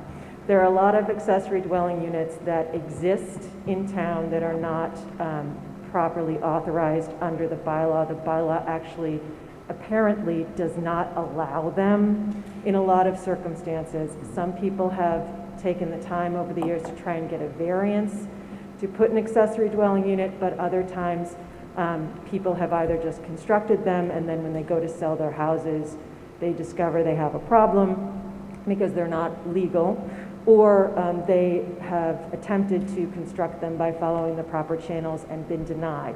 So this is an ongoing problem. Apparently there are a lot of issues with the zoning enforcement officer and these accessory dwelling units. So what this bylaw attempts to do is it attempts to solve the problem by allowing an accessory dwelling unit that could be occupied by the owner of the residence. If they were an elderly person, they could make it an in-law apartment for themselves and have someone else live in their house, or vice versa. As long as the accessory dwelling unit is constructed within the four walls of an existing building or an existing outbuilding. So in other words, if you put something within your garage or within the four walls of your home, it would be allowed by right, subject to certain conditions that are set forth in the bylaw.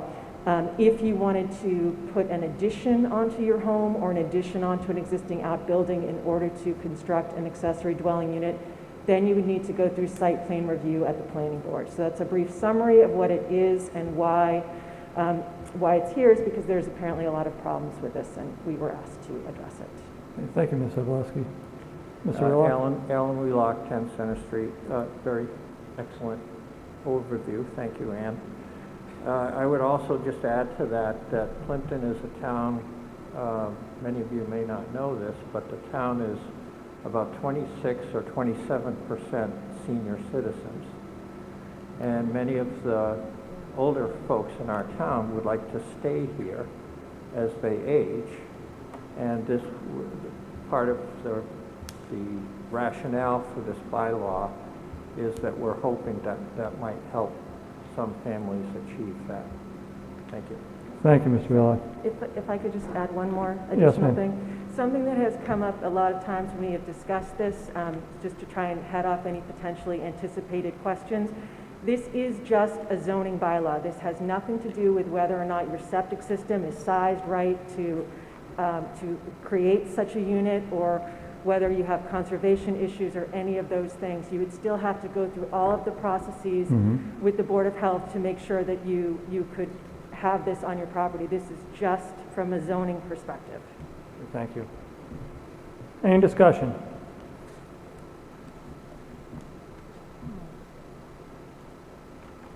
Seeing no hands, all those in favor of Article 30, please raise your right hand. Up, down hands. Opposed? Unanimous in here. Unanimous. Article passes.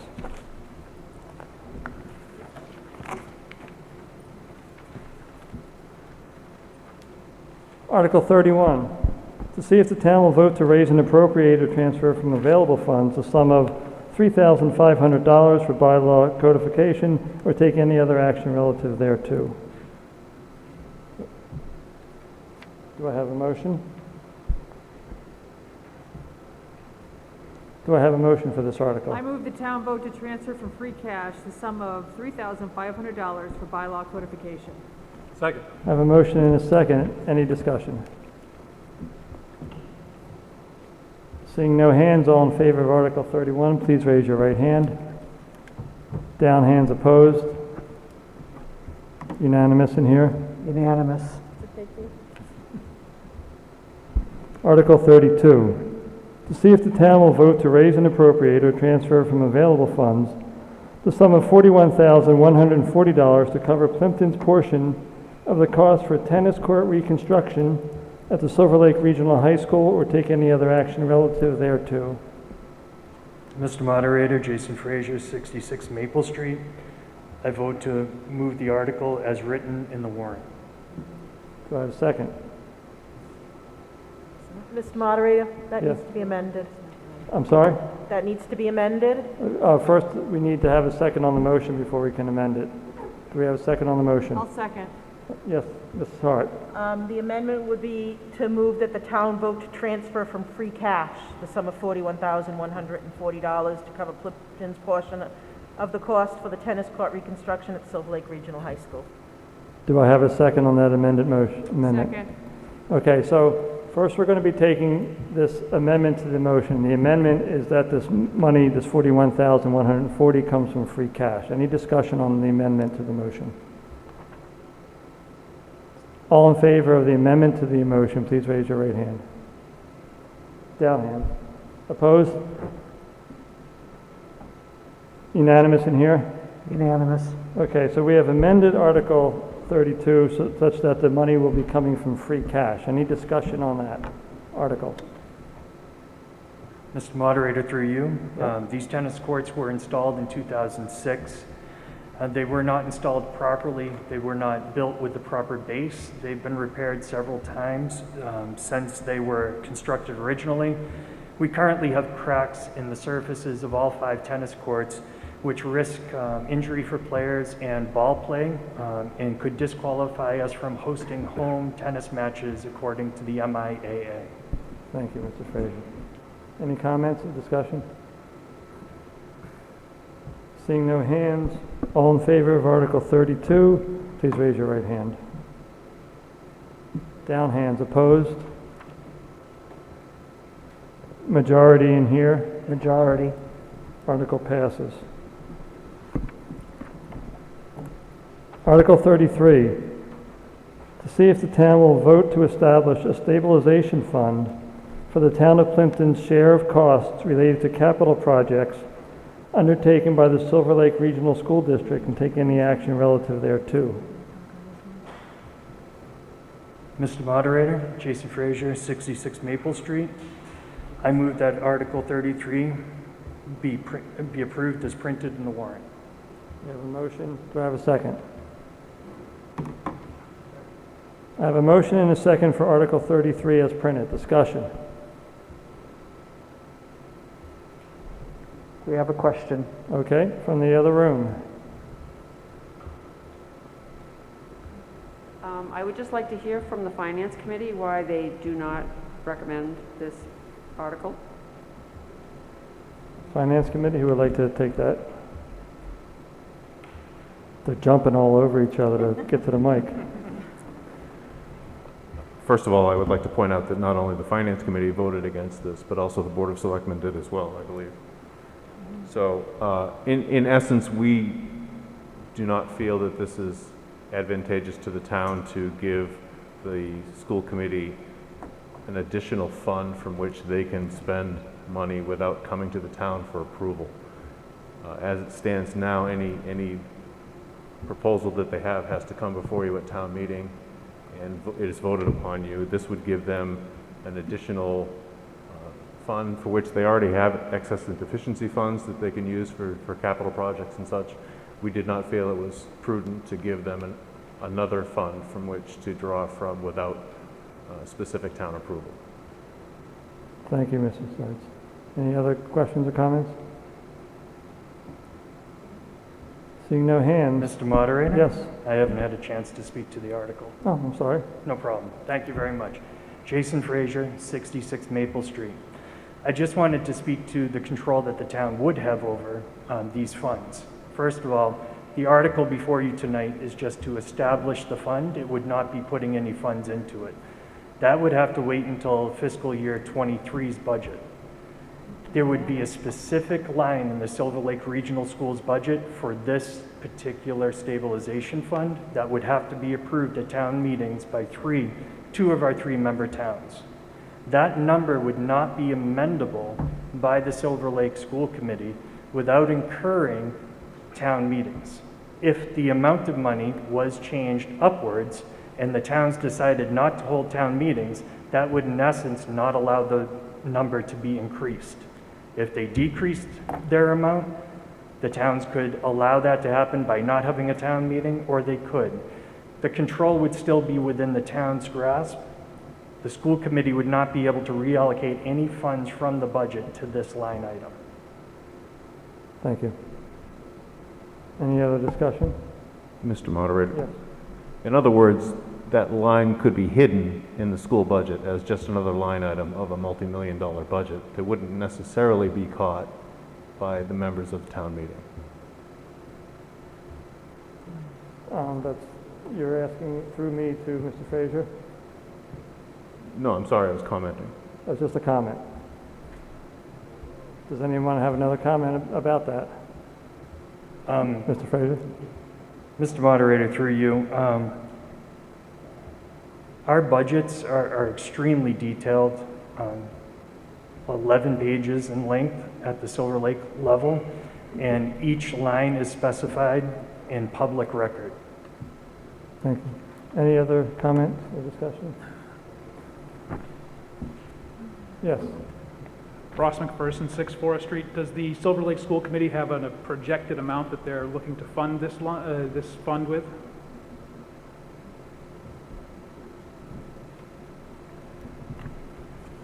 Jason Frazier, 66 Maple Street. Currently, there would be no funds put into this.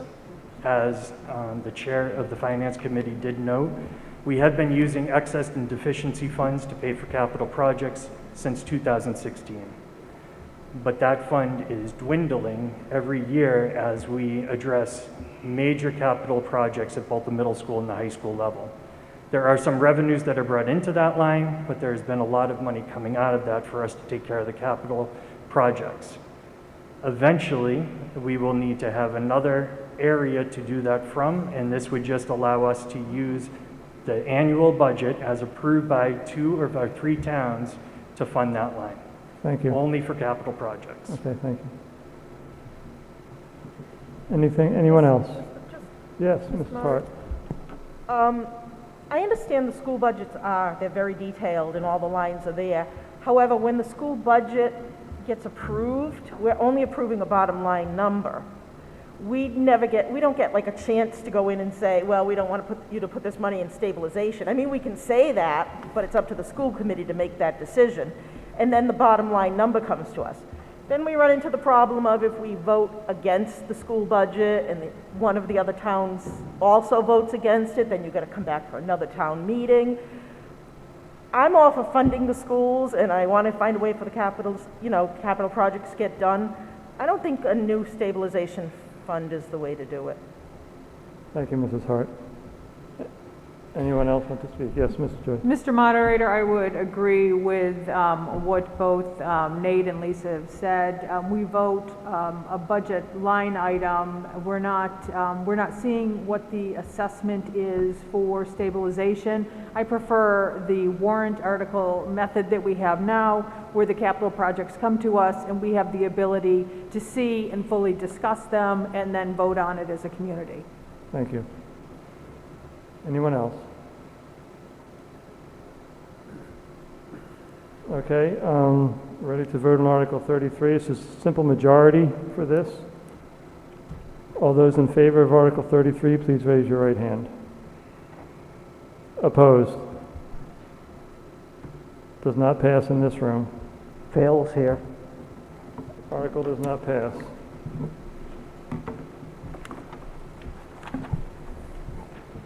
Article 34. Mr. Moderator? Yes, sir. Jason Frazier, 66 Maple Street. Yep. I move that the town vote to transfer from free cash the sum of $14,000 to support a part-time school resource officer for the Silver Lake Middle School. Second. A motion and a second on Article 34. Any discussion? Mr. Moderator, it's well known that Kingston has paid for a full-time school resource officer for the high school for many years. For the past several years, Plympton has paid its share of a school resource officer for the middle school. Thank you. Thank you. Anyone else? Discussion, questions, comments? Seeing no hands, all in favor of Article 34, please raise your right hand. Down hands opposed. I'm sorry, opposed again? Nobody? Okay, unanimous in here. Unanimous.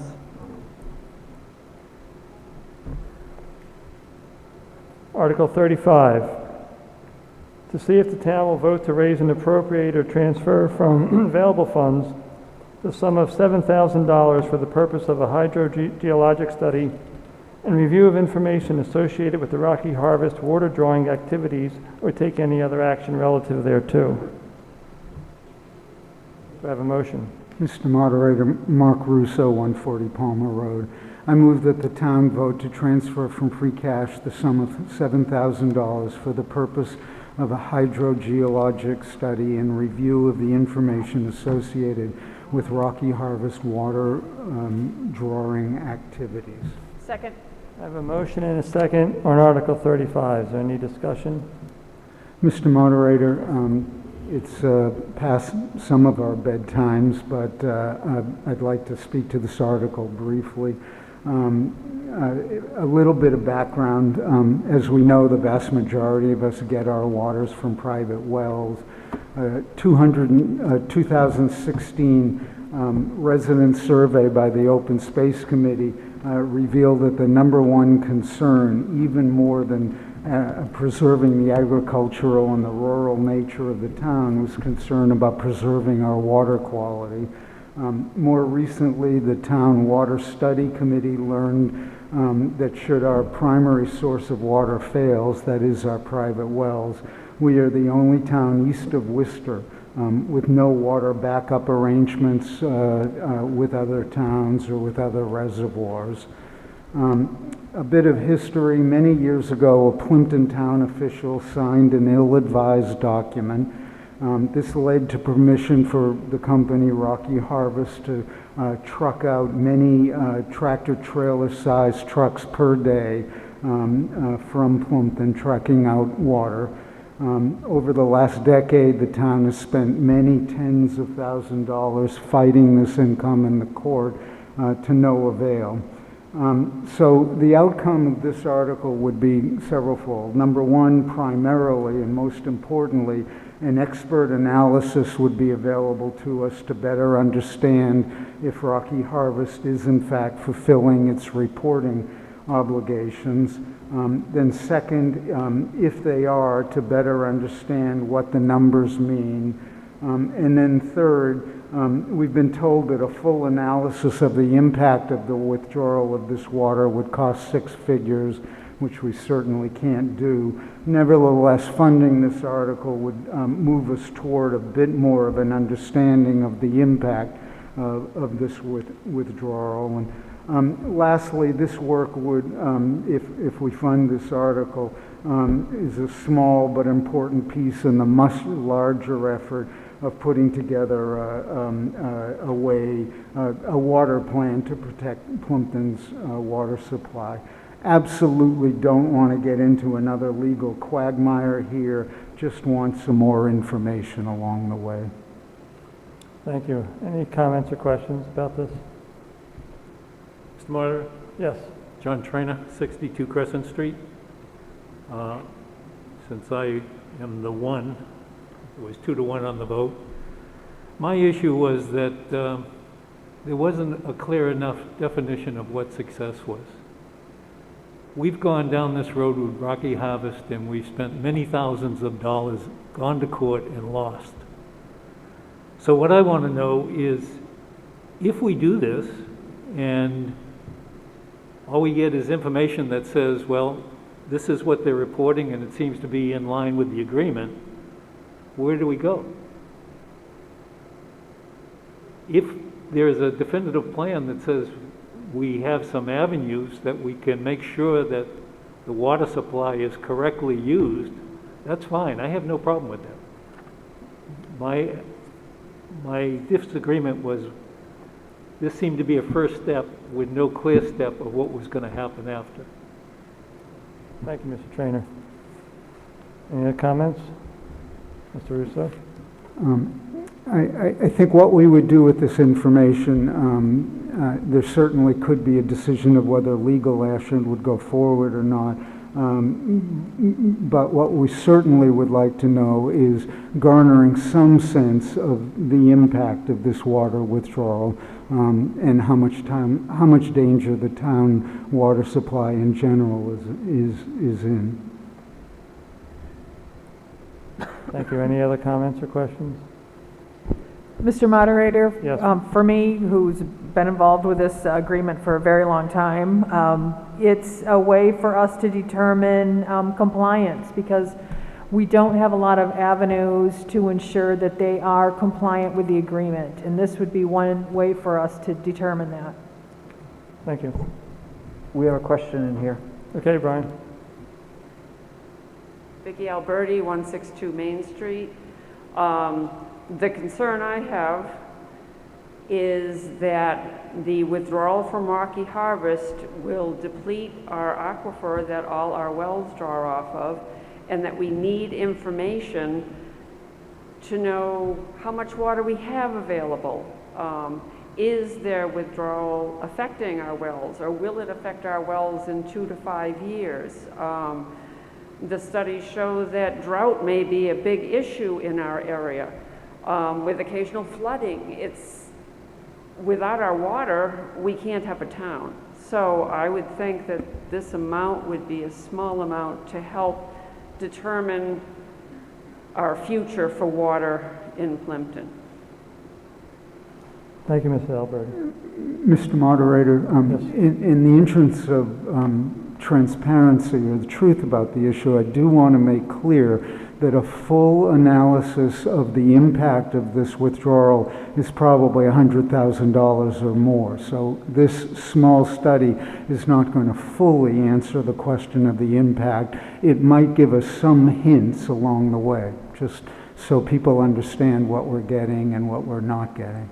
Thank you. Anyone else? Yes.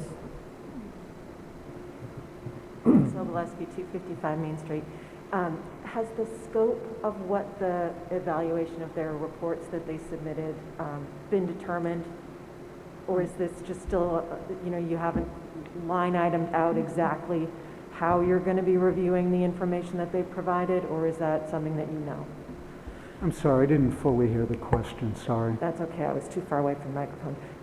So as I understand it, Rocky Harvest is required to submit information to the town evidencing how much water they're withdrawing. And part of this would be, part of the study would evaluate whether or not they're in compliance with the agreement based on the information that they've submitted. Is that a correct? Most of this analysis would be analysis of the reports that Rocky Harvest submits to the Department of Environmental Protection.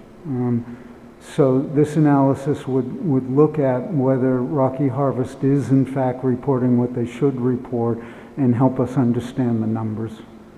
Okay. And so I think I understand. Okay. Any other discussion, questions? Seeing no hands, all in favor of Article 35, please raise your right hand. Down hands opposed. Majority in here. Unanimous. The article passes. Article 36. To see if the town will vote to adjourn this annual town meeting until 8 a.m. on May 15th, 2021, in the Plympton Townhouse for the sole purpose of conducting the annual town election, and further that this annual town meeting warrant will be dissolved immediately upon the closing of the polls on that date. The polls will be open at 8 a.m. and shall be continuously open for voting until 6 p.m. To bring in their ballots for the following town officers: 1 selectman for 3 years, 1 Board of Assessor member for 3 years, 1 Board of Assessor member for 1 year, 1 Board of Health member for 3 years, 1 Finance Committee member for 3 years, 2 library trustees for 3 years, 1 library trustee for 1 year, 1 planning board member for 5 years, 1 planning board member for 4 years, 2 Plympton School Committee members for 3 years, 1 Silver Lake Regional School Committee member for 3 years, 1 town clerk for 3 years, 1 tree warden for 3 years. Do I have a motion? I move that the town adjourn this town meeting to the annual town election as printed in the warrant. Second. I have a motion and a second. Before we take a vote, because I'm assuming it's going to pass and end the meeting for tonight, I just want to recap how everybody's leaving their rooms tonight. You'll be leaving by the closest door that takes you out of this building. If you're in the auditorium and you're facing Brian right now, you're going to go out those doors to your left. If you're in this room, you're going to go out these 2 doors that I'm pointing to, my right and left. If you're in the back of the room, go into the hallway and take your first left. They're the fastest exits out of here. Time to vote on Article 36. All those in favor, raise your right hand. All down hands. Opposed? Unanimous in here? Unanimous. Meeting's unanimous. Meeting's adjourned till Saturday at the polls. Thank you all for coming tonight.